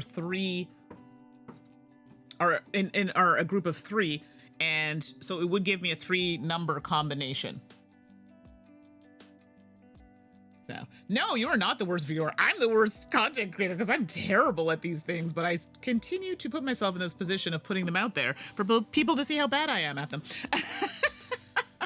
So no, not at all. That's on me. That is 100% on me. I usually do these in groups too because I find that I'm really good at solving the weird things, and then the things that people are like, oh, I'm completely lost. So that's why I like the group dynamic. I figured I'd just try one of these. I'm like, yeah, give me an easy one. Because I play like the kids ones, and I'm like, oh, that's a good level for me. Yeah, so I do realize the fact here that this is like some kind of key, potentially, for this. Cool, I got that. But then how do we know which one of these to choose? So, now I notice all of these start with an A. That doesn't really mean anything, I don't think. It's just to make it look pretty. Is there anything in the text? Because we're trying to figure out which one is his, right? Startled, okay. He points with a hairy paw. I'm just reading quickly some of the text here. You go back to the bar and shout at the hallway. Close, you're nearly done. Be here a little while. What does your spaceship look like? Then a used spacecraft dealer came into the bar, so that's this person. He bought me a star shake, okay, which I see here. Okay, and offered me a vehicle. This looks like a little coaster. Maybe this goes... So this looks like the coaster that's in here. Let me see if I can show it to you a little bit. It's kind of hard to see. Yeah, like you're not gonna be able to see that. But yeah, see there's a guy at the bar there. There's like that same kind of coaster on the counter in front of him. Let me see if I can like get all up in there. Actually, what am I saying? There is a reason that I did this. Hold on, please. Let's do zoom. I mean, it's not gonna be amazing, but at least it'll... Ooh, sugars. Okay, and then if I put some light on it...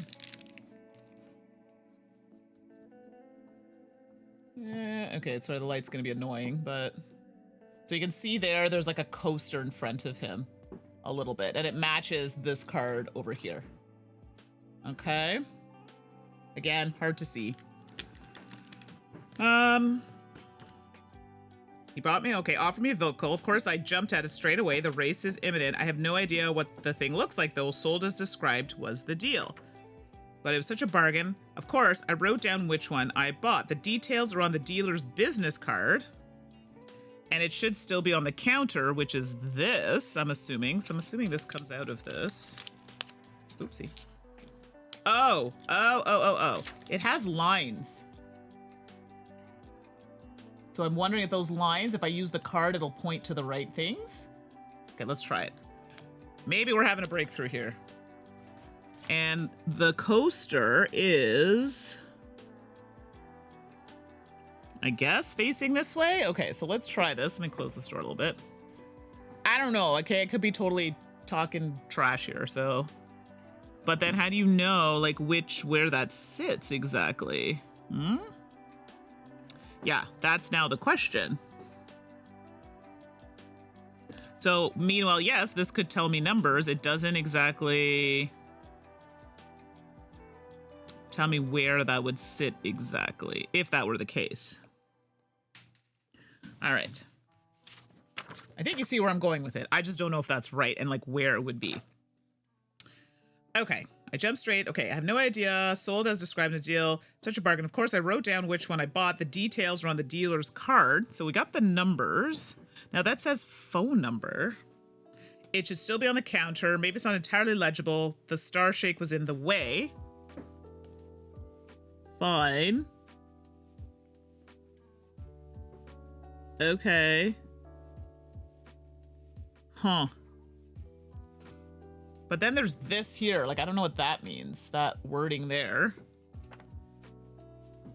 Saying you make your way back looking for Klaus's note. So in that little image there, there's like a little piece of paper under this. There's like a pen. And then they have the star drink way over here. But there was like... Y'all, I have no idea. And then what does this TVOIUC mean?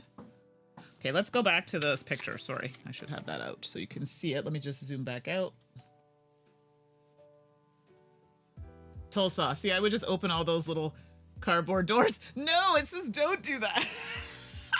Although I'm ready to use a clue, though. Seriously, I'm sorry. My patience is very thin for these sort of things. And it's going to be something so obvious. You're going to notice with me, I don't know if it's an ADHD thing. If it's complicated, oh, yeah, I totally get it. When it's so simple, it's like my brain just wants to make it overly complex. I don't know why. So, so they all start with TYP, which tells me absolutely nothing. Great. And then they have different letters. ICO, ICU, IOC, IOC, IUC, ITA. What the hell does this TVOIUC? Is that what it is? TVOIUC? IUC being... Oh, maybe that's a Y, not a V. So if it's IUC, that narrows that down, actually. Hold the phone. That narrows that down. So IUC, the ones with the IUC based on this... where's my little pen here? So based on that, it would be, I'll just put a little check mark here. It would be this one.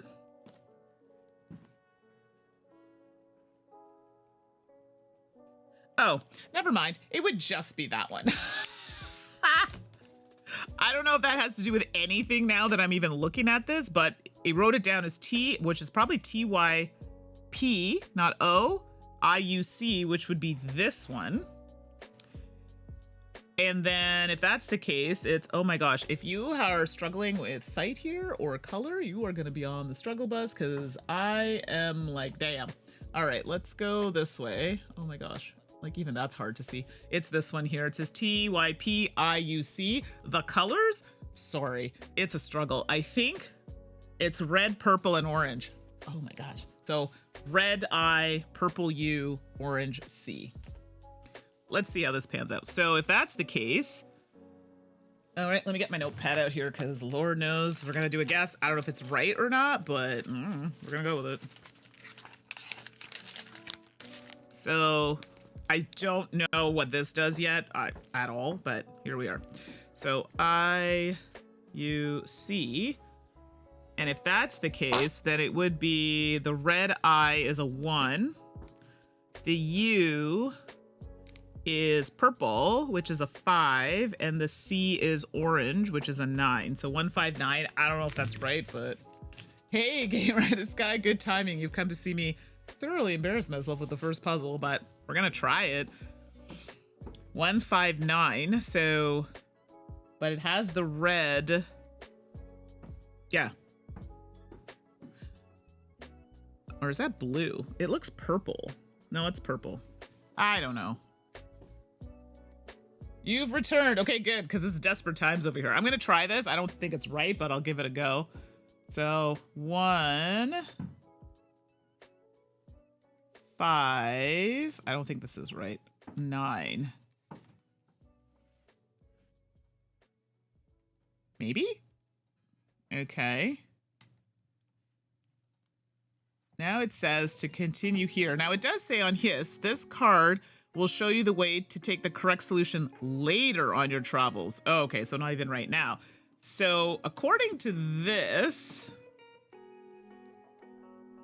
is what I got. I don't know if it's right. I I feel that's a good guess. Ooh, I'm gonna try. I mean, I did it just based on the colors, but it seems wrong, but I don't know. So, follow the arrows. So when it says follow the arrows, I'm assuming it means like directionally, so that's weird. Follow the arrows, compare the symbols, write the next day's number on the correct door. So, let me just make sure I'm understanding this here. Because there are arrows on the board, but it's weird.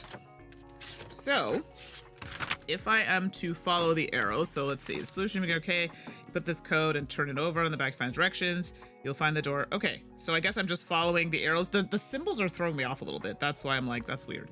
But if we're doing it that way, okay, so I guess what I'm doing then is I'm going down. Yeah, that's wrong. That's wrong. Because from this door, if I'm reading this correctly, I would have to take the arrow down, which is fine. But then this is telling me to take it from here off the board and then back on the board. So that is incorrect. That sucks.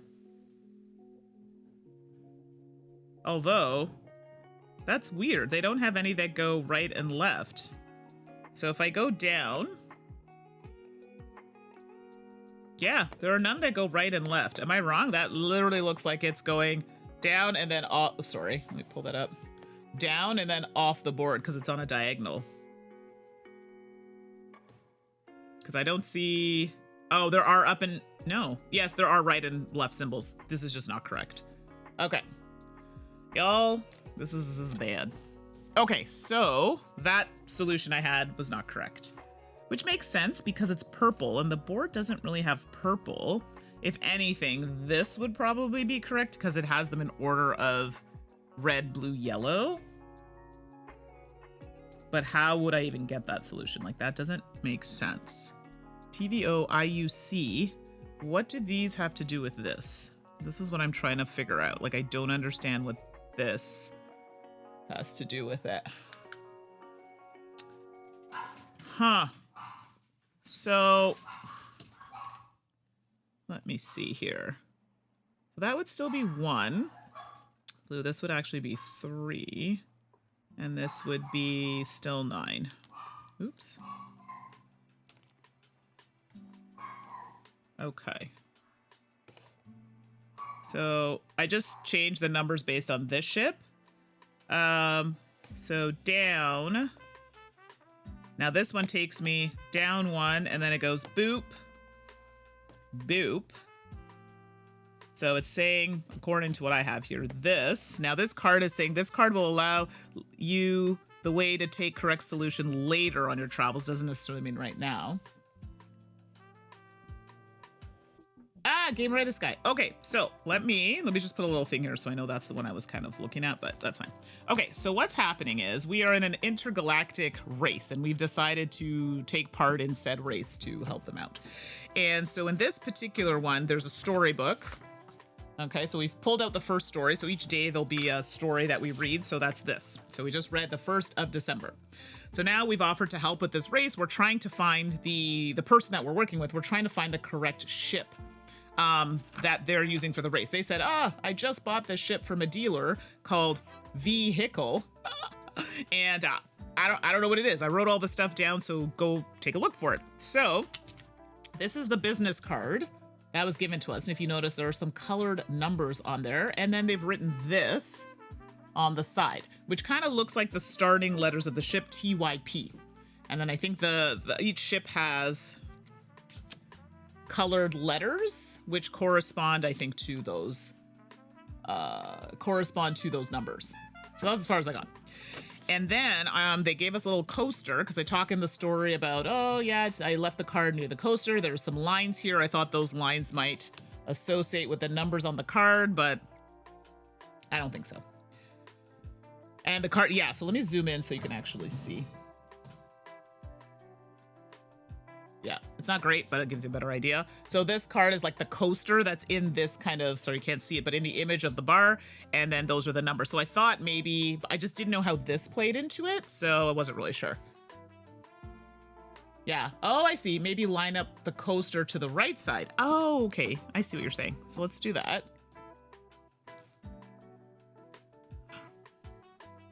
That makes more sense. Okay. So this would be the first 3 letters, right? Which makes sense. But now, I think it's like that. Oh, there are 2 people. Sorry, I didn't know 2 of you were getting. This is great. This is great. So I do that. And if I do that, what it does is it has like, I can't go any closer than this, obviously, but okay. So overlay it, at least with the white border. Got you. Here. Let me do that.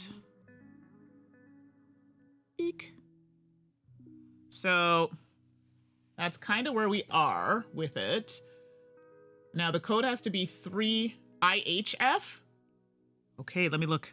Oh, I see what you're saying. Oh my gosh, I'm so ridiculous. Oh my God. Yeah. Okay, so here's the funny part. Love how I figured out the first part is TYP. Love how I didn't catch the second part was literally the letters. That I can clearly see this. So for those of you just watching, this is why I love my chat, y'all. Brains, love it. So if you look closely, IHF, and it might be hard to see, but those little lines make IHF. TYP, which we knew it was TYP, but I didn't get that second part, which you all got. Thank you, kudos. IHF. So now let's zoom out. See, this is why I like playing with people. It just gives me less stress. Let's zoom in over here. And again, this might be a little hard to see. IHF is actually this one down here. IHF, and it's a little hard to see, but the I is green, the H is red, and the F is blue. So let's write that down. So IHF, and I'm assuming, let's zoom back out here, that would now correspond to this.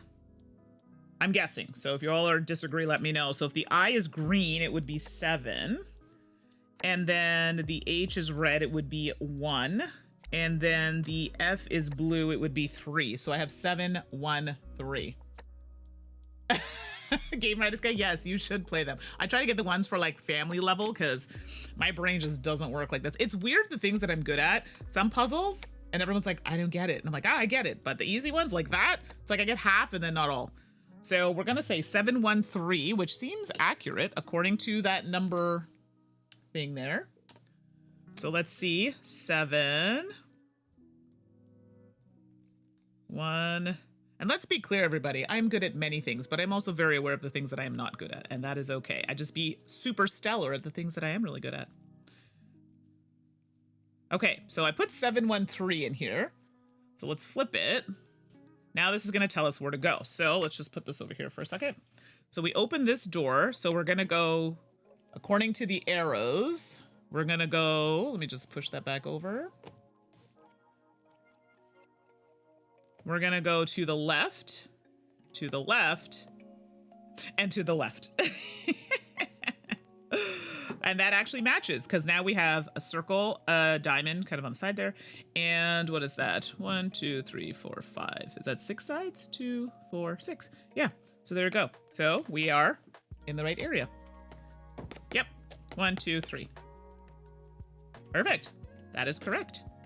So it says, follow the arrows, compare the symbols, write the next day number on the correct door. I mean, I can confidently write it here because I think it's correct. So that is number 2. If not, well, it isn't. But I think it is. I think that is correct. So let's make sure I'm reading the directions right. Yes, a dance is in fact warranted.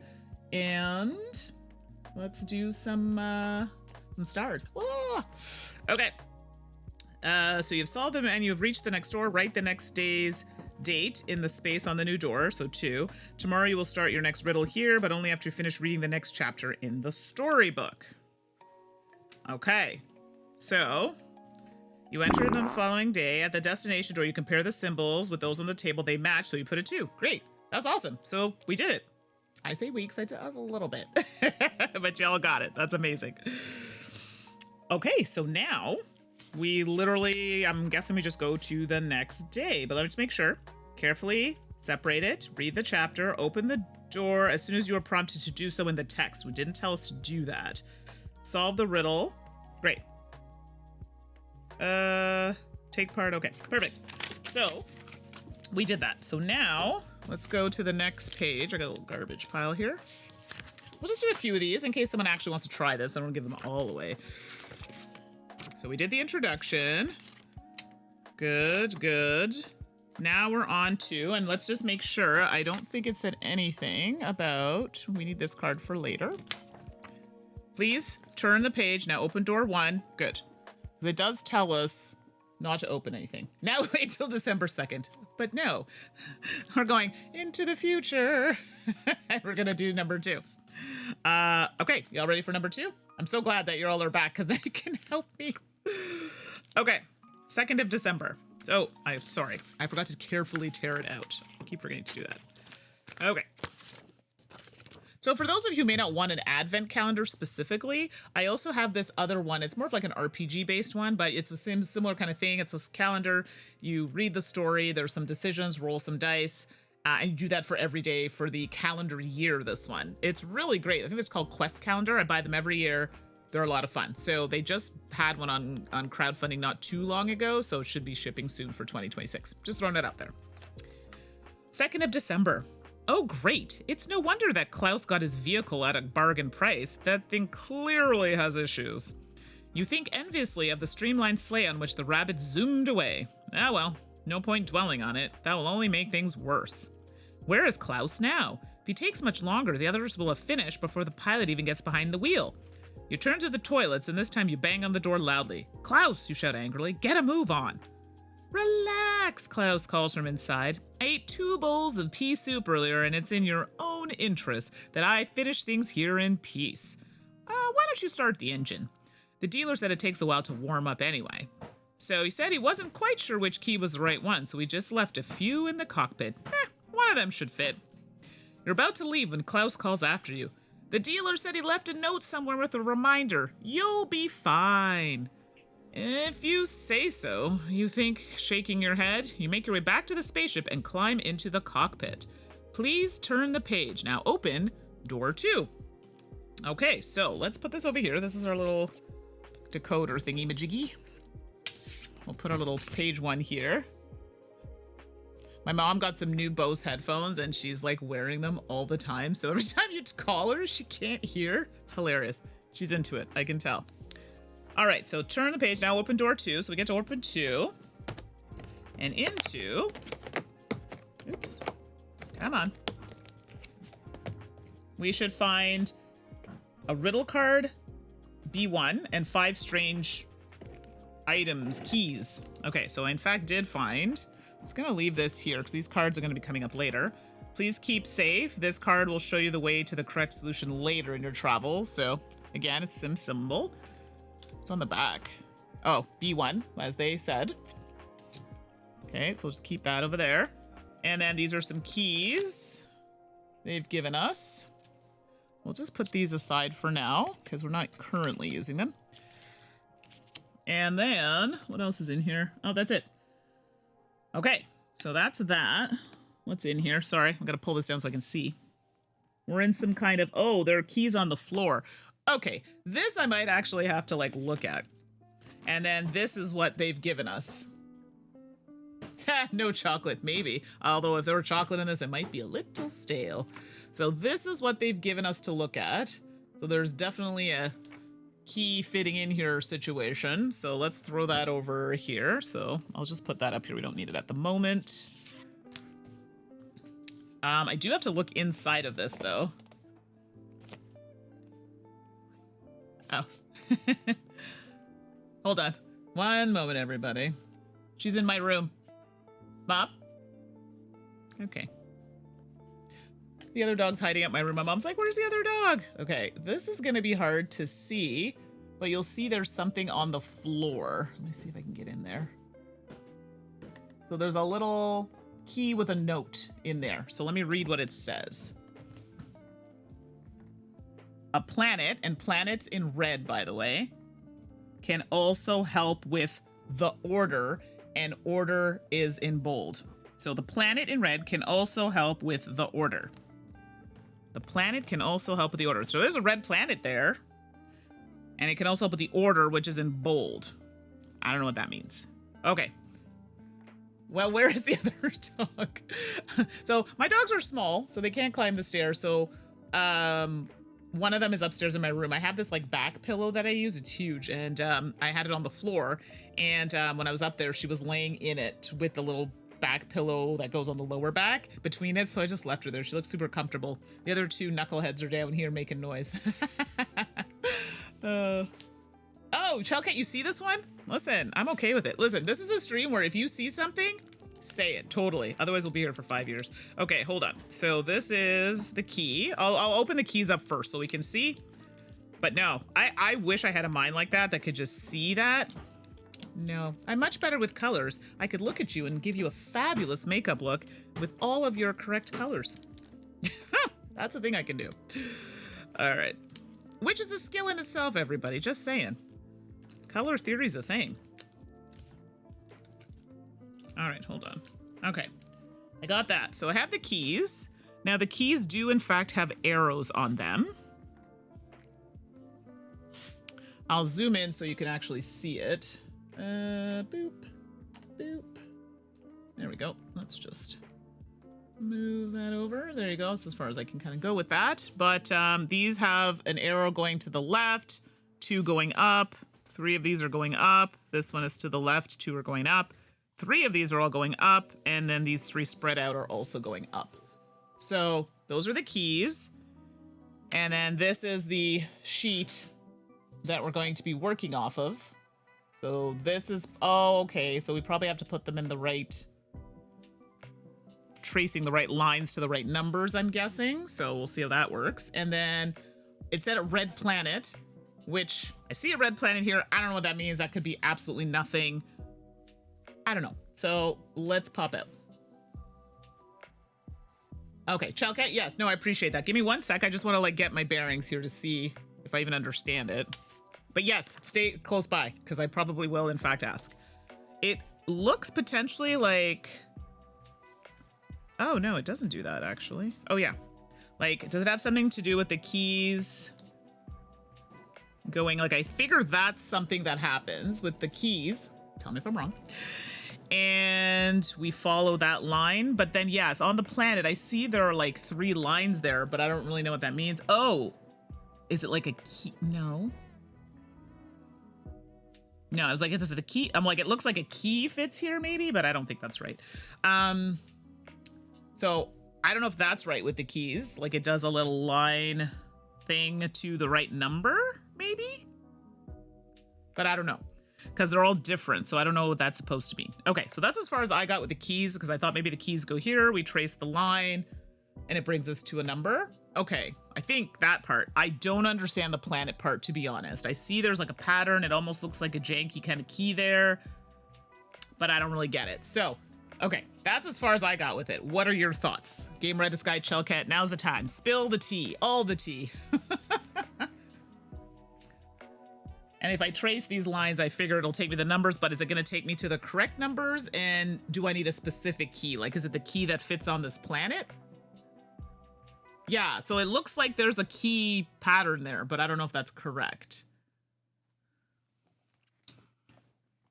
Oh, and do these lines match the lines on the key, maybe? I don't know. I'm reaching, I think.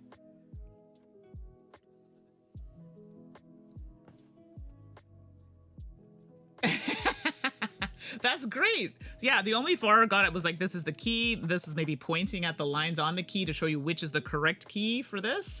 So this is, I love this, but you two are the types of people I play with. I love it. So, okay. So we know it's going to be one key that goes here. So is it the key ridges that, wait, how does that even work? Okay, it's not going to be that. Is that the right way? I feel like I'm not doing that right. What now? Hold on. And they're all together, actually. That's weird. Okay. Look at the key grooves. and line them upside down to the planet. I see. Like this? I know there's a pause, but I know this is not necessarily the right key, but is this what you mean? Like that? Oh, I see. And there's like a little square there. Okay, well that obviously is not the right one. Whew. Okay, so we want to look for one that's kind of squared off a little bit at the end there. This one? Nope. This one? Nope. Hold on, I think it might be this one. Okay, thank you. Give me a moment. One moment, please. I think it's this one. Look at me! Oh, wait, hold on. I have a button for that.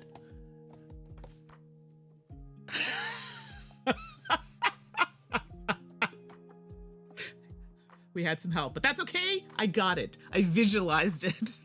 Thank you. Chellcat, Gamer Edits Guy. Boom, boom, boom. Tulsa, also you. Shout outs. No, the sound didn't come through. You know why? I probably turned it down like way too low. Boo. It shows up here that it's playing, but now I'm a little sad. Okay, that's unfortunate. Now I gotta figure out what's going on. Some like weird stuff is happening on my thing here, and I think it's because I changed some sound things, so now it's like not good. Well, here, I'm gonna see. Now you gotta tell me if this is working. It probably just isn't sending. Okay, did you hear this?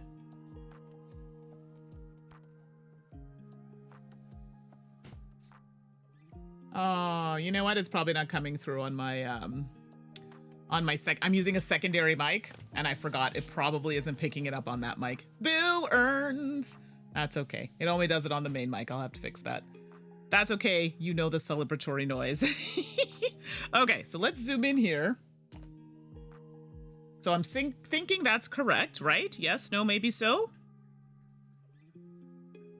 I just want to make sure it looks correct.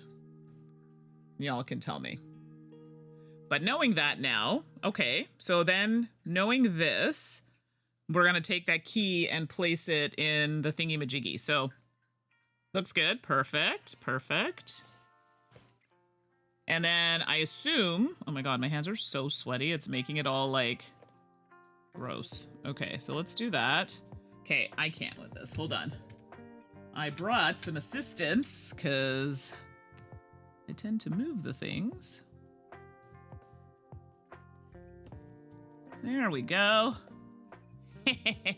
Some tape to hold that bad key down. And then I have an erasable pen, but maybe I should use, okay, well, hopefully I don't screw this up. All right, so then I'm guessing we follow the line. So I'd follow this line. Beep. One moment, please. So that goes to there. This. My eyes get cross-eyed when I do this, I kid you not.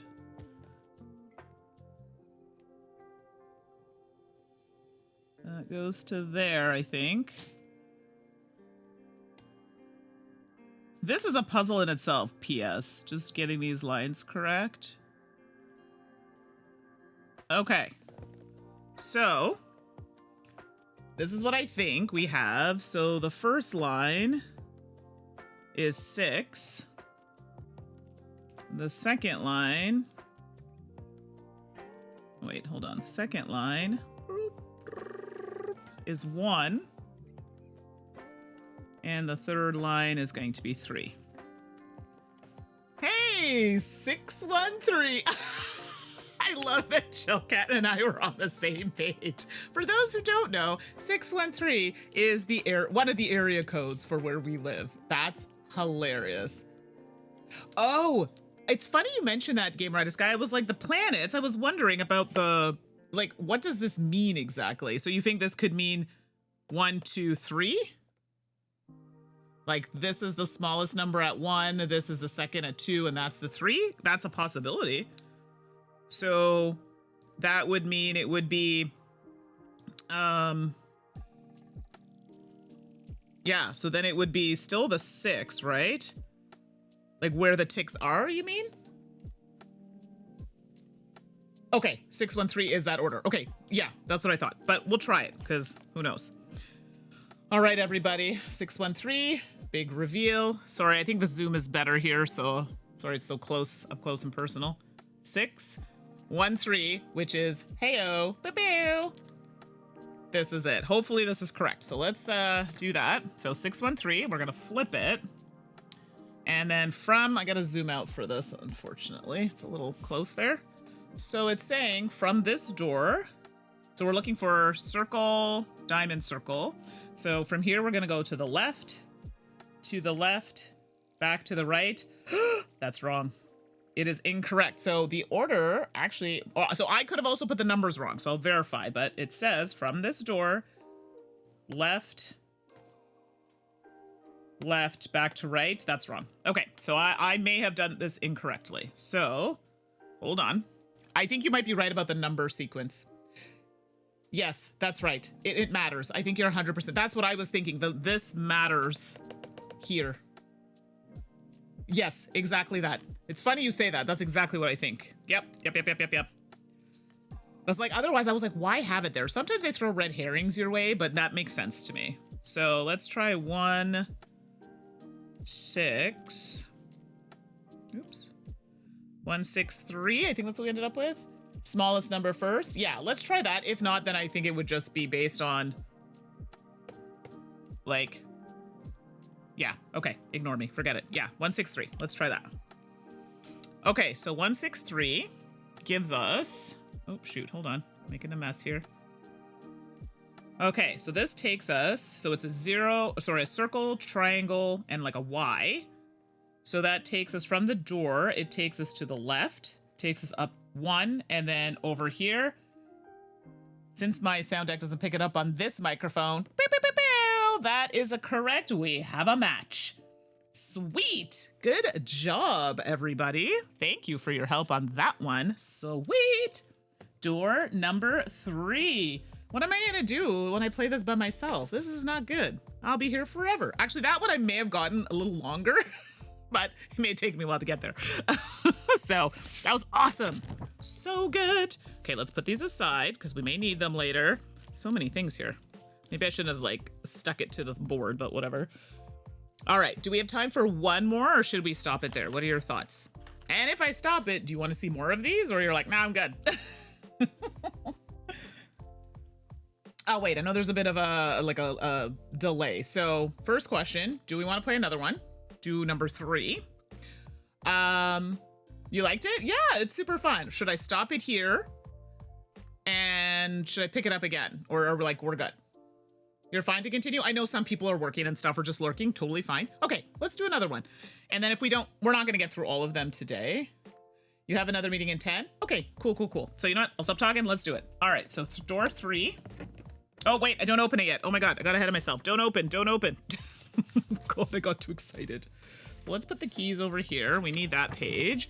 Sorry, we have to go to the page. So we need to go to December 3rd. Now it tells us, carefully tear it out. Oh my God. I'm trying to be careful, but it doesn't come out. There we go. And it says, we got to read this quickly, so I'll do it quickly. 13 minutes, let's go. The engine so this is the 3rd of December. The engine has been warming up and rattling whirringly for a good 15 minutes. Then finally Klaus comes out of the bar. He carries some large bags, which he hands to you to put into the spaceship. Here, Thomas prepared provisions for our journey. Nice of him, right? Klaus settles into the driver's seat and instructs you to climb into the area behind it. It is relatively cramped and seems to be a machine room and a lounge room in one. Not exactly comfortable.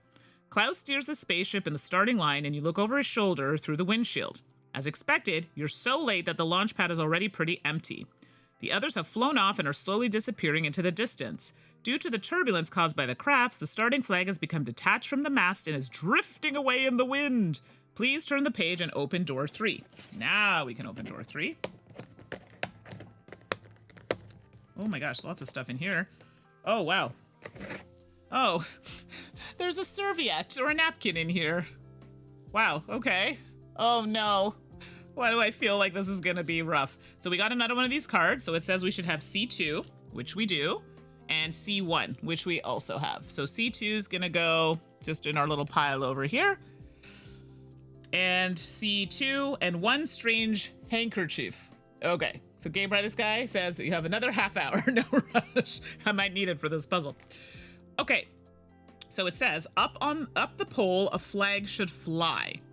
Here, I'll zoom in so you can actually see what I'm reading here. Okay. Up the pole, a flag should fly. If not, then you should raise one high.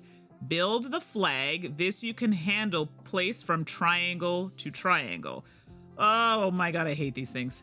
When I say I hate these things, I'm bad at these things. Ooh, I gotta fold things. This is not good. Up the pole, a flag should fly. If not, then you should raise one high. Build the flag. This you can handle.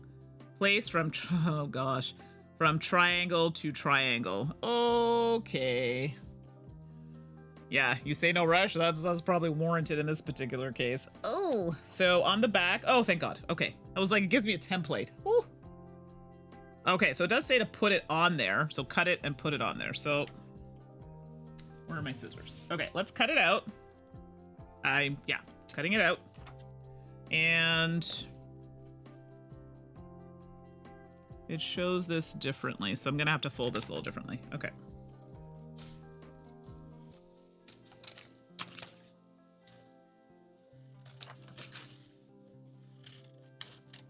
Oh my gosh, it's small.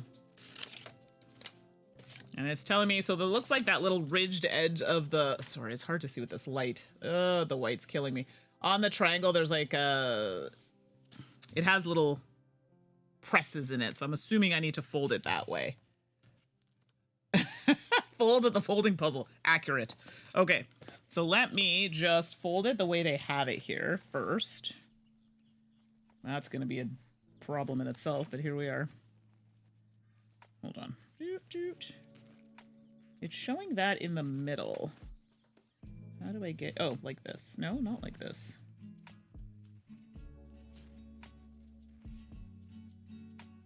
Is it like this? Hold on. I'm trying to figure this out. Because I'm trying to fold it the way they have it here. Oh, P.S. Would I cut these off, the corners? I think so, eh? They have dotted lines. Should I be cutting those off? I think so. Y'all tell me what your thoughts are. I think I should be cutting those corners off. But maybe not. I don't know. Maybe after? I'm still trying to figure out how to fold it to look like the picture. And this is not giving right now. Ugh, this is going to be a puzzle in itself.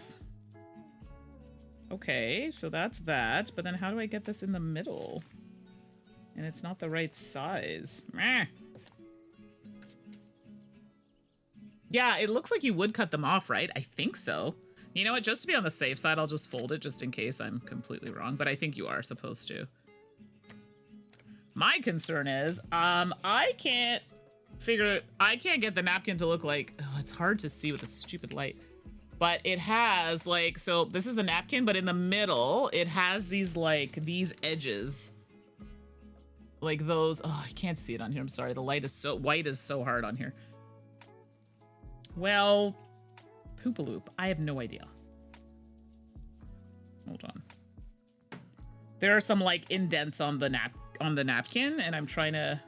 Okay, so it definitely goes like this. Okay, I think I figured it out.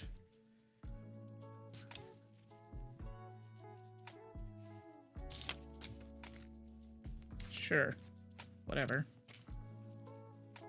That still doesn't tell me anything, though, to be clear. So... Oh, the code is this. Okay. Still doesn't tell me anything, but whatever. Oh, gosh. Yeah, exactly. And I fold things. It's not a good look. Okay, so I think I fold it like this. I don't know. This looks wrong the way I'm doing it, but whatever.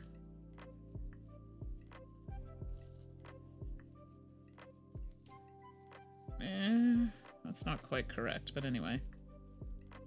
Like, I guess I'm not, like, okay, so let's say this is the template and I have the napkin on here. Sure. So now I guess these are the triangles, the edges of the triangles.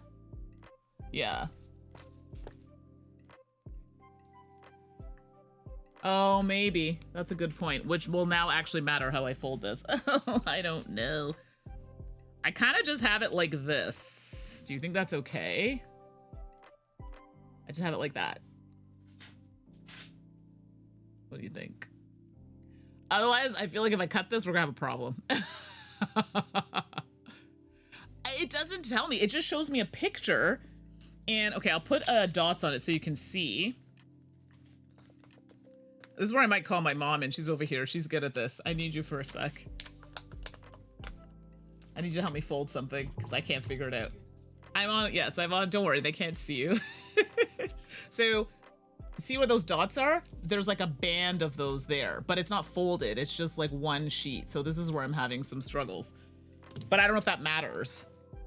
I need you to fold this to look like this. Okay, never mind. My mom's like, I don't have my glasses. Okay. So the napkin has a whole bunch of like dot things on it. That's why, but they're all on the outside perimeter. So I was trying to see if they had to be like in the middle.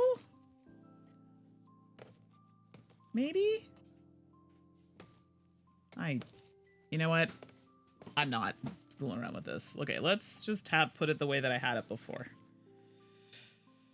Because honestly, we'll be here forever and ever, and I don't want to do that. So...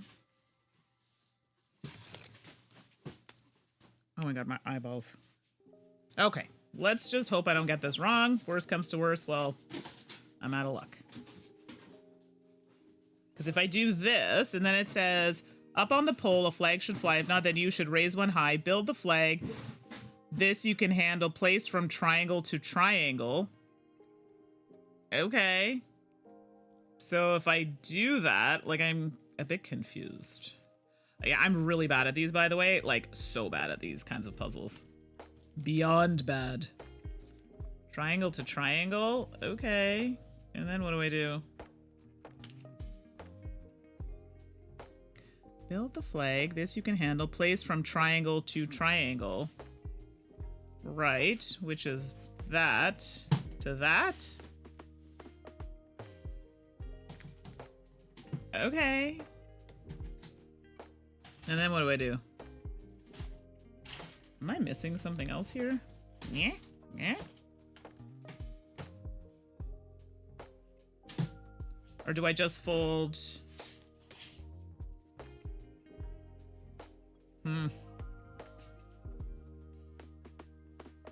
Okay, so I think you might cut the corners and then place it after. Okay, fair. I have no idea. I'm like, I will be the first. I am bad at these. Like, I just don't get these at all. Anything that has to require, I feel like this is a very math thing, and I'm terrible at that. So cut off the corners and then place it after, not match them. Fair enough. So I'm not really sure here. It says up the pole. Okay, we got that. Build the flag. This you can handle. Place from triangle to triangle. No, you're not ruining it. Listen, I literally have no idea what I'm doing, so you're not ruining anything. You're helping. Please. No, you're good. You're good. I just don't understand the triangle to triangle thing. I'm not really sure. I might need... I'm very bad at these, so... no, you're not ruining it at all. So if you have options or something... and to be fair, I may not have even folded this correctly. It just has a picture of how it looks, but I don't even see how you would get that. So I might take a hint on this one, because I know my limits, and this is it. This is gonna be it. So, okay, shell kit. Cut corners, open it up, place it. I need the other part of my brain. Okay. Cut corners, open it up, place it. So this is my concern. So I just folded it like this. I'm like, if it's wrong, is that going to mess things up? I think so. Because the way they have it in the picture is that these, like, kind of, they're not serrated, but these edges are, like, in the middle. It's very strange.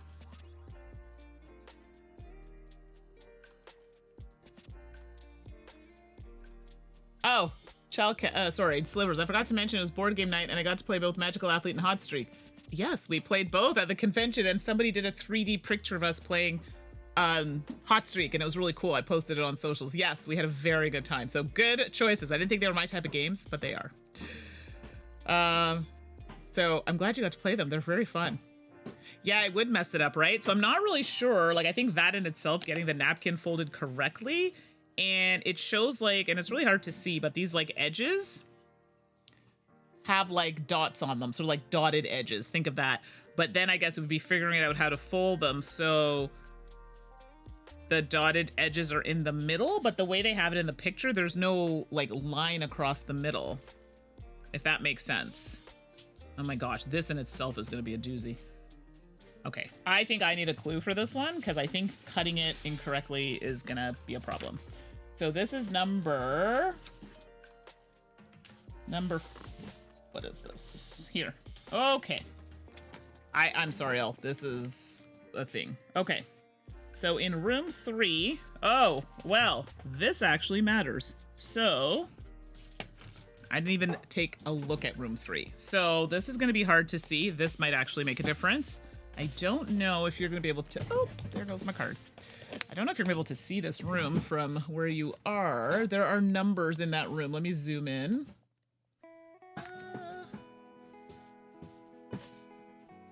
There we go. So a little hard to see, but there are numbers in there. So 5, 6, 7, 8. They're colored. Some on the wall there. There's a start.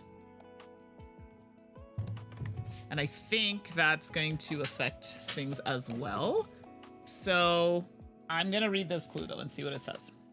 In room 3, you can see the starting flag, as mentioned in the text. It still hangs on an iron flagpole between 2 red triangles. This must be the moment just before it came loose from the flagpole. You can also see a few of the spaceships taking part of the race. Although their lead is already growing, their starting numbers are clearly visible. What should you do now? You were given the handkerchief, which we have. Okay, thanks, Chelcat. See you. No, it's so hard to play now physically, and I'm struggling and I'm doing it physically. Thanks for your help, Chelcat, but I might take the clues just because I'm very bad at these, so. On the calendar sheet, 3rd September, you'll find a template you obviously supposed to cut out. We did that. Placed on the handkerchief. It doesn't even tell you like how to cut this, so I'm just gonna fold it like this. It doesn't tell you it has to be folded a certain way, but it says to put it on here.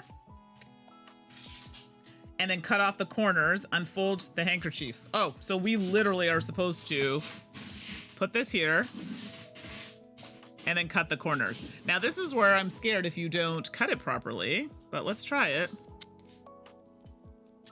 Because now I think this is not going to be correct because of the way that I folded it.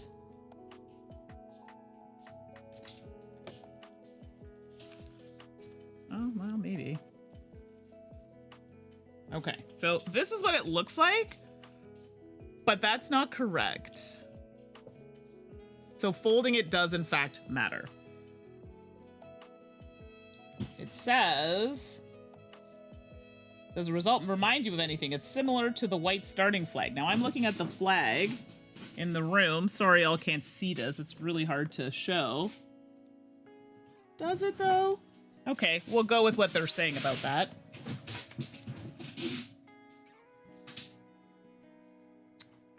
Find a place to hang it. The rest should fall in as long as you pay attention to colors. Oh my gosh, this is a struggle. So I think this is wanting us to potentially use... Oh, I see.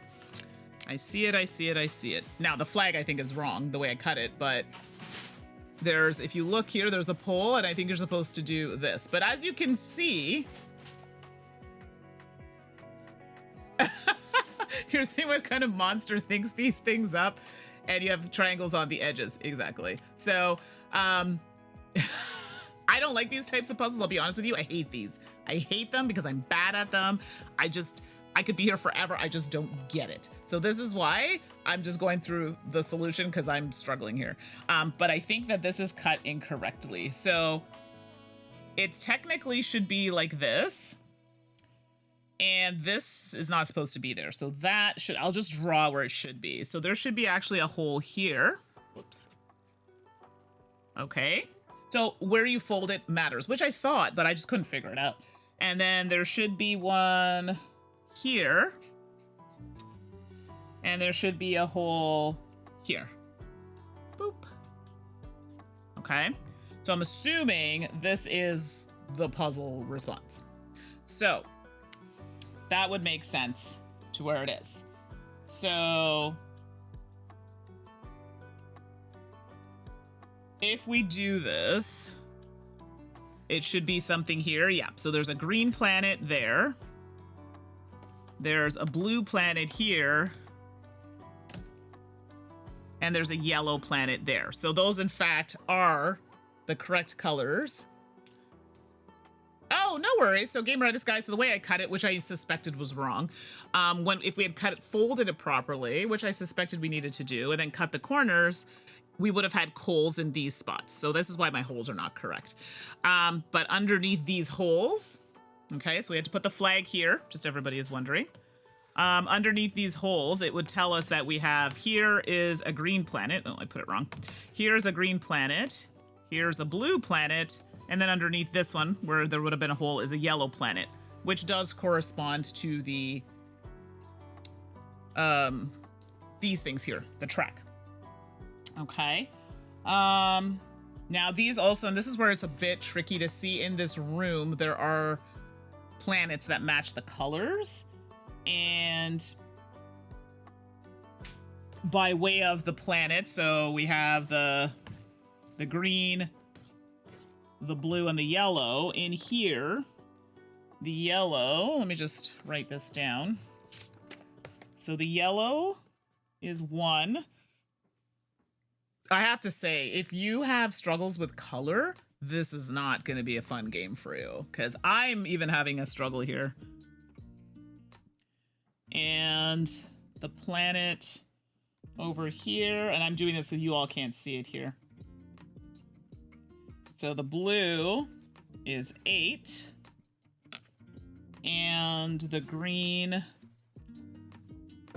is 2.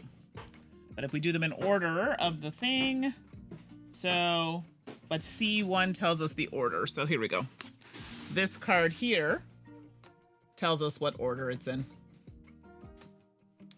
So that tells us A, C, B, which would be 2, because it's the green planet here. B is this planet down here, which is the blue. So 8, and 1 is over here. Sorry, all, I had to cheat on that one because I was struggling. Ah, Shellcat, you got a canceled meeting. That's amazing. Okay, I'll walk you through it. So, to be fair, had I been cut properly, I think we would have been fine. I'm just not very good at these puzzles. You have to fold this in the right way, obviously, which we figured out. Cut the corners like we thought, and by cutting the corners, it would have given us these spaces. We know it goes on the flag because it shows us here, and in this little box, it shows like a flag. So you line it up here, and if the holes were correct, which in this case they were not, but we pretend, we would know that under this triangle is a green planet, under this triangle is a blue planet, and then under this triangle is a yellow planet, okay? So that's how you would have gotten that. And then this card here, put it up to the camera, tells us the order, so of the planet, the numbers. So we ended up getting 281. So it's actually, I put 182, but we know by the order 281, which we know is going to be right. Let me just flip it over here. So 281. And then that leads us to, let's just take all this stuff off. So we're up here in 3. That tells us to go, oh, hold on. Let's push that back up so you can actually see what we're doing. So that tells us to go down to the right and up here, and it's diamond, Y, and like an L. That is exactly where we're supposed to go.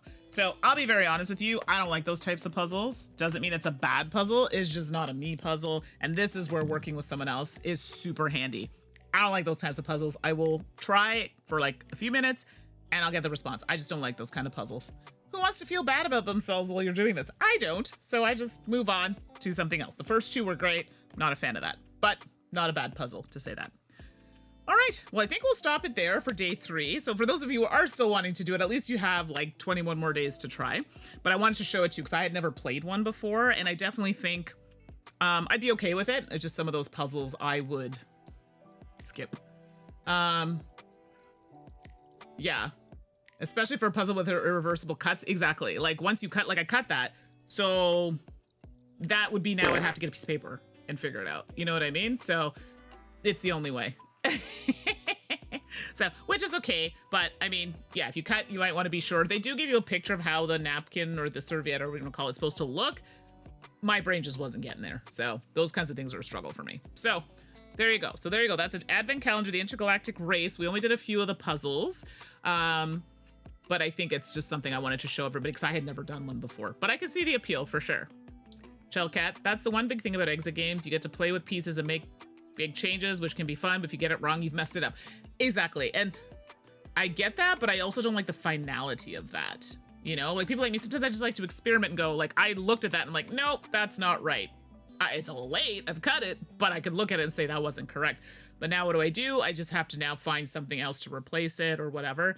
Maybe not everybody has those things. So, yeah, surprisingly in depth. It actually has way more stuff in it than I thought. I thought it was going to be super like simple, like my little quest calendars. You know, I roll some dice, fight some monsters. Takes me like 5 minutes. I'm good. This is a lot going on. And yeah, like the other one I can do before work versus this one. Now you got to spend some time on it. It's just saying. All right, let me swing back over.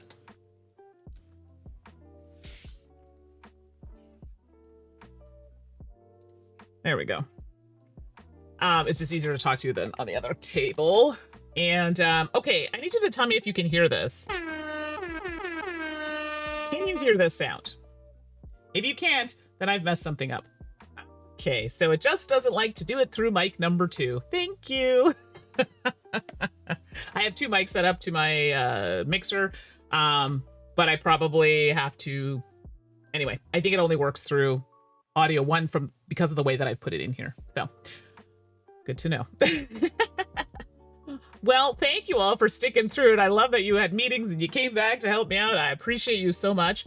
Yeah, so this is the calendar, the advent calendars. I would play this, but yeah, like that last puzzle, not my thing at all.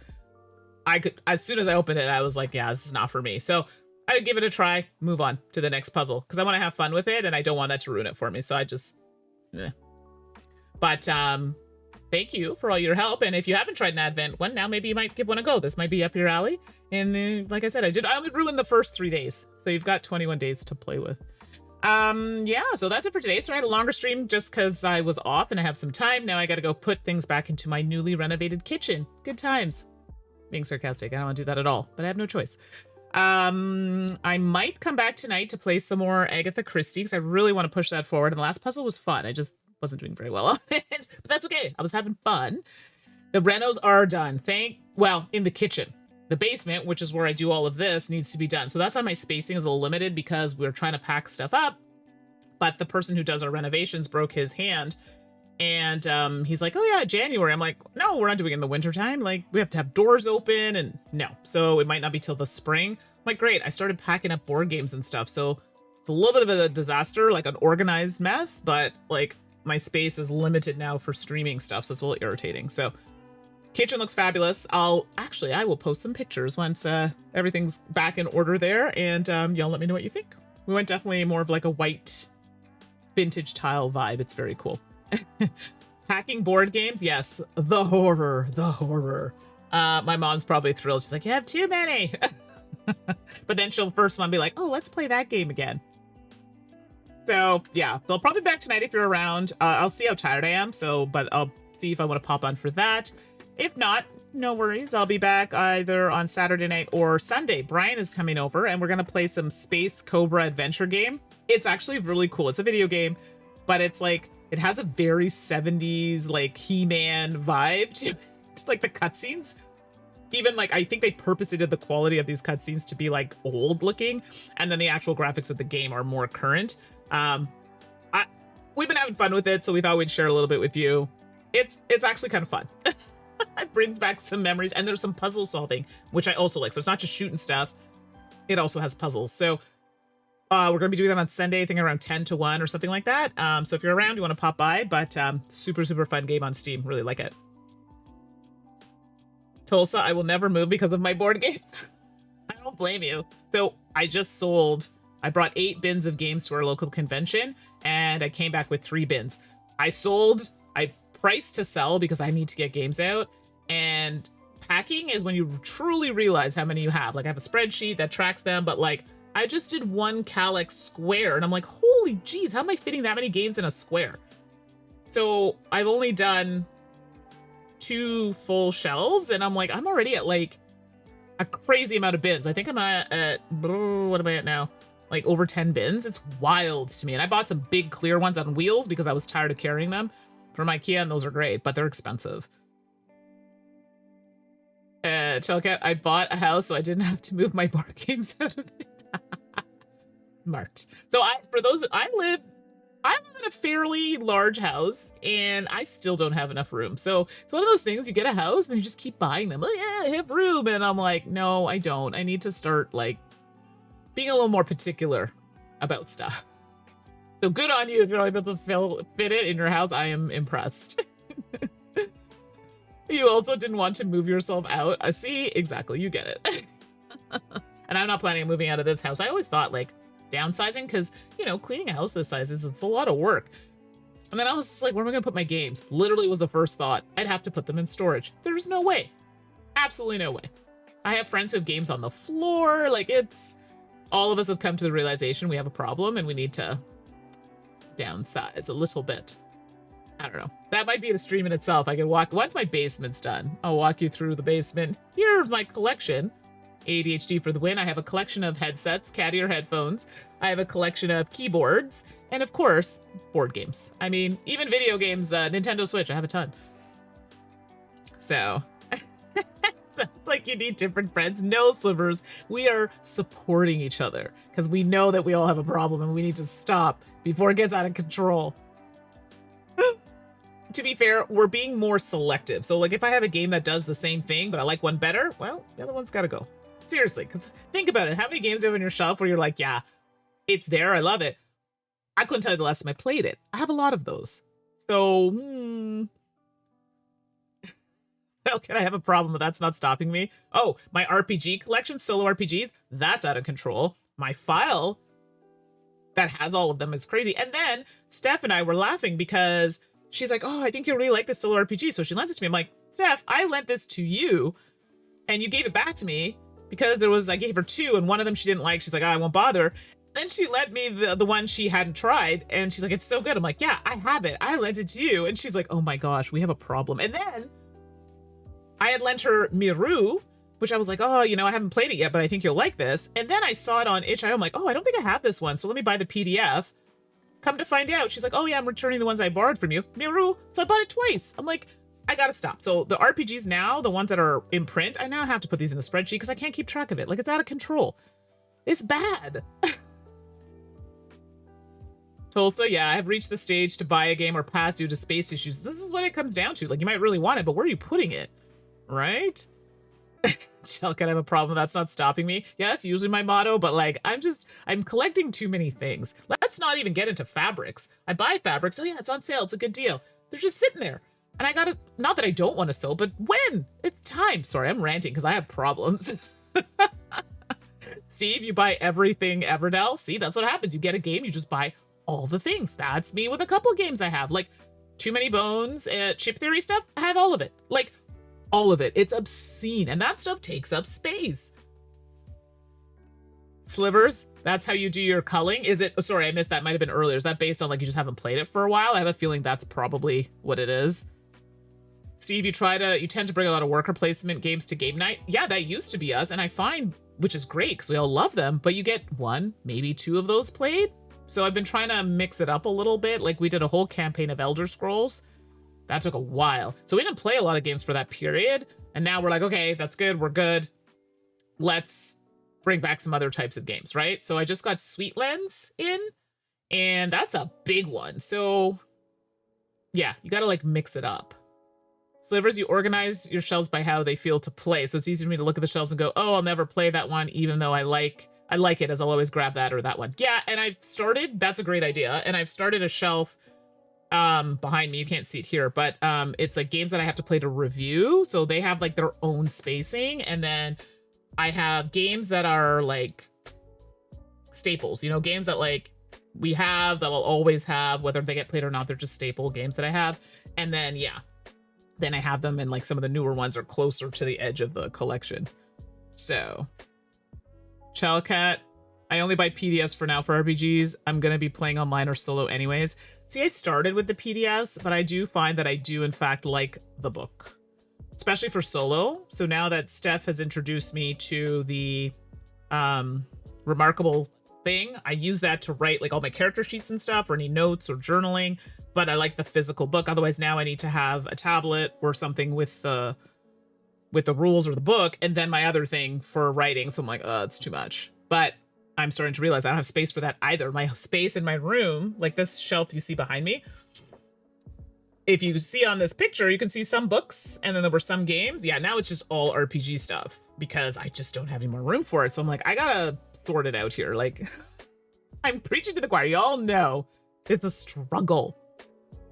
Steve, buy a bigger house. Steve, I cannot afford a bigger house. My house is pretty big. Now, it's not like a mansion, but it's big for, you know, the amount of people that live in this house, too. It's a lot. And I'm like, I can't do it. Sliver, so no based on games I like, but we'll pick other similar games over it instead. Understood. Yeah, like I have 2 shelfie games. Do I need both?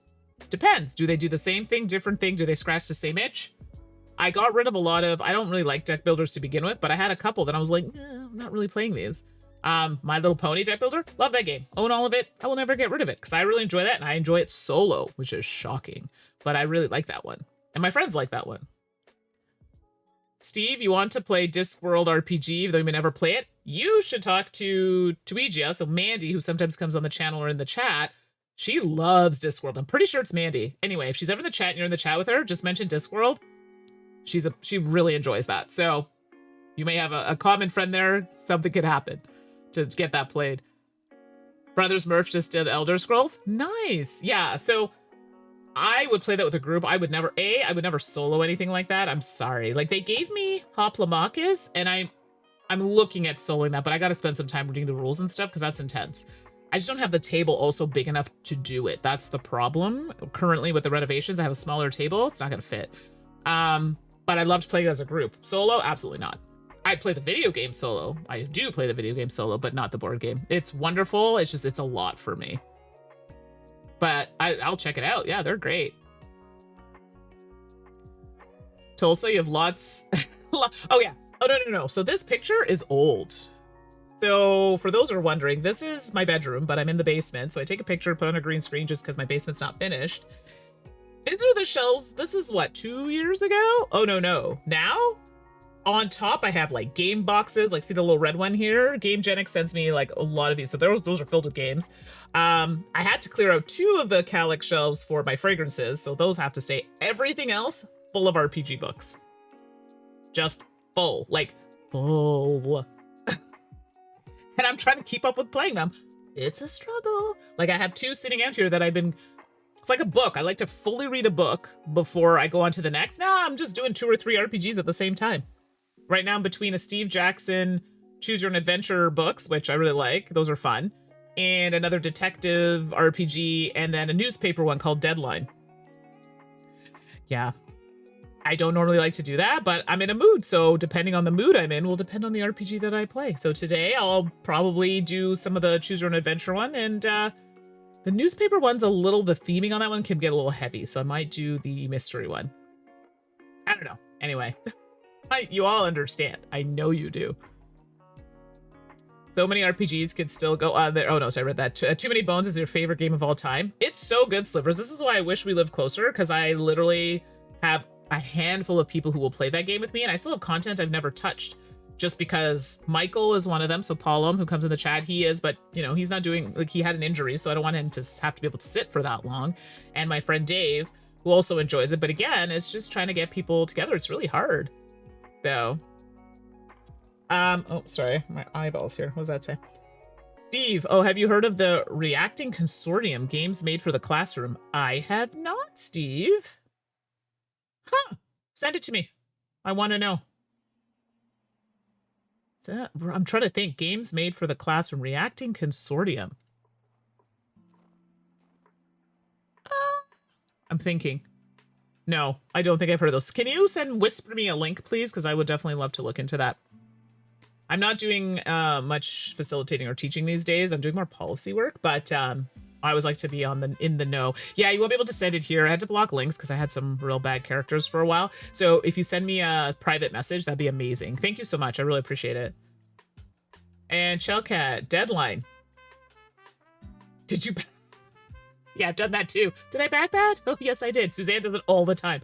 And then I'm like, sure you backed that? She's like, no, I didn't. I'm like, yeah, I'm pretty sure you did. And then she'll just forget to do the pledge manager. That happened to me once. And then I just was too lazy to even bother. I was like, you know what? It's probably a game I didn't need. Not that serious. Yeah, it's terrible. Trust me. I only put in, I think, a pledge for like $1 and I had planned to go in and redo, and I just never did it. So I think it was that one. No, that one actually paid for the game. Never mind. Something else. Shellcat, you didn't back it, and I've missed a bunch of backings this week, which is probably just fine. Oh, no. That's okay. I mean, to be fair, I think you can still get the PDF for it. It's cool, though. When it comes in, it's a newspaper. It literally is like a physical newspaper, which I really appreciated. It wasn't too expensive, actually, but you can just get the PDF for sure. But actually, speaking of, just before I know you all have things to do, but while I have you here, I just backed a bunch of stuff. Now, I only back them for $1 because then it gives me time to think of my poor choices before I actually commit to it. So I'll tell you. It's so bad. Like, I really shouldn't be backing anything. So I just backed, so the Choose Cthulhu Solo Adventure game books. But again, I just backed this for $1, but you can go back in the Pledge Manager and see. So I don't know if anybody's seen that one. Okay, thanks, Steve. I'll take a look at it. Thank you so much. So I'm going to put in the link so I can put links in, obviously, but I just backed this just for like $1. And then I also backed this one.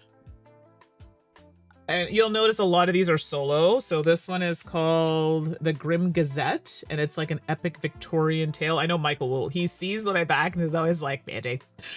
So that's another one. All right, let me see. The next one, these are just ones that I backed for like $1. So just in case, I'm saying if any of you want to check it out. I backed the first one of this. This is not an RPG, Ministry of Lost Things. This is case 2. So I have case 1, which I still haven't played yet, by the way. And this is case 2. So I don't know. I'm sure some of you have probably backed it. I may have 2 more, I promise. The next one is Notorious. So I have the first Notorious. I didn't finish it yet. It's good. Again, I'm all over the place. And this is another RPG, but this one is like, it's a game. I don't think I can afford this.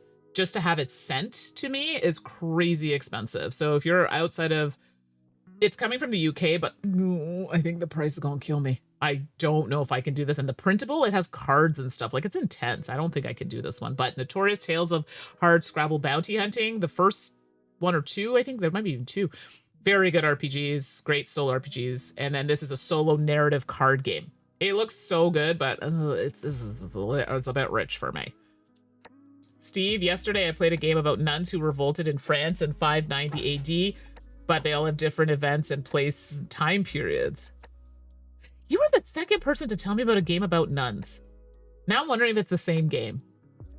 Seriously, I swear to you someone else said the same thing to me in a stream. What's the name of this game? Now I need to know. Yeah, please pop the name in there because this is not the first time. Shellcat Grim Gazette I decided against, but it was a type thing. But I know I have said I buy everything. Post Curious. Yeah, I do that. Post Curious, there's only one of them. It's a little expensive, and I think that puzzles were a little more challenging, which is great. It's just not for me. So we'll see. And then the last thing that I have here, which honestly, I don't even need this. I have friends who have this game. I don't need this at all. And it's Daggerheart class packs. Here's the kicker. I don't even own the actual physical game. My friends have it, so I was like, it's fine. But if you back this, you get the PDF and the class packs. So this is what I have on the docket right now. I'll be honest, everything's backed for $1, except for Notorious I backed for the PDF, but I don't want to be printing that many cards. So we'll see. Revolting Nuns. Tulsa, my family just sends chaos links and I'm like, you also could back it and pay for it. Oh wait, they send the links to you to get it? Oh, that's terrible. But also smart, I guess, because they know you'll probably get it. Oh my gosh. So you played it on a medieval academy webinar, Revolting Nuns. I'm looking it up right now. Paste. Oh, hold on. Why is that not coming up for me? Huh. Okay. Why is this not coming up? Oh, here it is. I see it. Oh, it's on that thing you sent me. The site you sent me. Yeah. I see it here. Oh, wow. Interesting. Okay, no, that's exactly what you're talking about. Okay, yeah, I see it here. It has the materials. Oh, hello. This is great. Oh, yeah, let me start this site. I know you sent me the link as well, so done and done. Amazing. Thanks for that. I love resources. This is so good. Actually, I know exactly who I can send this to. My friend would love this. Chelka, the only thing you're currently eyeing is a big expensive board game. Which one is it? If you don't mind sharing, so I can also see if I'm interested in it as well. I mean, the ones I sent you are currently the ones that are active. They're all backed for like $1 until I sort out finances, because renovating a house ain't cheap. So I really need to calm down. Like, really need to calm down. But no pressure at all to share. Tulsa, my brother-in-law sent me the new Container reprint. Oh yeah, Container's been one I wanted to play. I wanted the old one a long time ago. I don't know why, I just never got it. He thought it looks good. I was like, yeah, I'm already backing it. Can't be mad. Container's good. Like, when I played it, it was great. I wanted to get it. I think the reason I didn't end up getting it is because my game group, and bless them, they're getting a little particular, and I don't want to get games that are just going to sit there and collect dust. So, listen, I appreciate them. They help me play a lot of games, so I'm not going to complain. I just have to tailor my expenses to what's going to get played. So, but yeah, Container definitely is a good one. Oh, Gone to Gaia. Well, it's funny. So I don't know. For those who don't listen to the podcast, totally fine. We did, Isaac was talking about it because it's a Rose Gauntlet game on our last podcast episode. And I actually took a little snippet and I sent it to him if you wanted to share the video. Maybe I'll post it on socials where he talks about the game and he's very excited about it. So, oh no, I've seen it. It looks really good. And Isaac's doing it. You know, they're team. So you know it's going to be strong. So... Tulsa, you do that as well. Buy a lot. You buy that's, you know, what will get played. When I first started, I just bought what I liked. Like, this looks cool, let's play it. Problem now is I'm finding that people are like, you know, they have their tastes, and of course I get that and you have to respect that. So now it's like, yeah, I like it, but also I need to make sure that I have at least 1 or 2 people who also will like it. There's a reason Marvel United sits mostly unplayed, because I have very few people that will play it, and the people I do know that'll play it don't live in the same city as me. So we try to play it when I see them. So, yeah, it's a struggle. Oh, Chelka, that's right. I forgot you met Isaac. I'm so sorry, at the convention. When I met Isaac over the weekend, he mentioned one of his other games and not even this one, which was about to launch. I was so surprised when I saw it this week. Yeah, he told us there's so much happening. And because I do work with the foundation, obviously, then Isaac and I are friends, we do crosstalk of all the things happening and some really good stuff. So I know he's worked really hard to have Rose Gauntlet and the Foundation, which is a separate entity. Entertainment and Foundation are different. And with all the changes going on, right, it's a bit of a struggle with tariffs and things like that. So I'm hoping that that doesn't affect them too much and they're able to still put out like lots of really good games. So I forgot that you, in fact, met him. Your problem with games is the same as your problem with crafts. I usually want to play, try everything, but then I don't replay or get good at things, just onto something new. I fall into that category myself. Very few games that I can say I've played multiple times that I'm like, oh, like I'm so good because I've played it so often. Yeah. And also too, I have to review games too, so I can't spend a lot of time. Like, I spend time on the game, but not, you know, 8 plays. I can't do it with the amount of games that come in, which is why I've also lessened the amount of games that I request. So yeah, I've just tailored that over the years, because when you first start, you want everything. And then you realize, hey, I can't cover everything. So you are a bit more selective for sure. So I don't know if everybody else is in that boat. I definitely feel that, but there are definitely some games I've come back to, like Ostia, I quite enjoy. And usually games that I like a lot, I can teach well because I've played it often. So I'm just like, yeah, I can teach it in like the back of my hand. And there are very few of those that I can actually come back to and say, yeah, okay, I remember the rules really well on this. So that's how I know it's strong for me. I don't know if anybody else falls into that. But we'll see. But yeah, I gotta slow down on the backing of stuff. And usually when I'm backing on crowdfunding, it's usually either RPG stuff now or like puzzle, narrative, those types of games. Rarely will I buy or back like board games. It depends. Rarely, just because I gotta watch my pennies over the next little while. I say that, and then you'll see me. Yeah. Anyway, I'm just gonna stop before I embarrass myself. All right, all. I'm gonna leave you to it. I have to go put stuff away in my new kitchen. Yay! And I'll be back this weekend with some more stuff. So if you're around, jump in. If not, probably see you next week during like lunch hour or whatever, and do some more chatting. And Steve, thanks for the link. I'll look into that. Actually, I'm gonna send that to my friend because that's exactly what she's been looking for. And Tulsa, I watch my pennies leave all the time, and I wish them the best.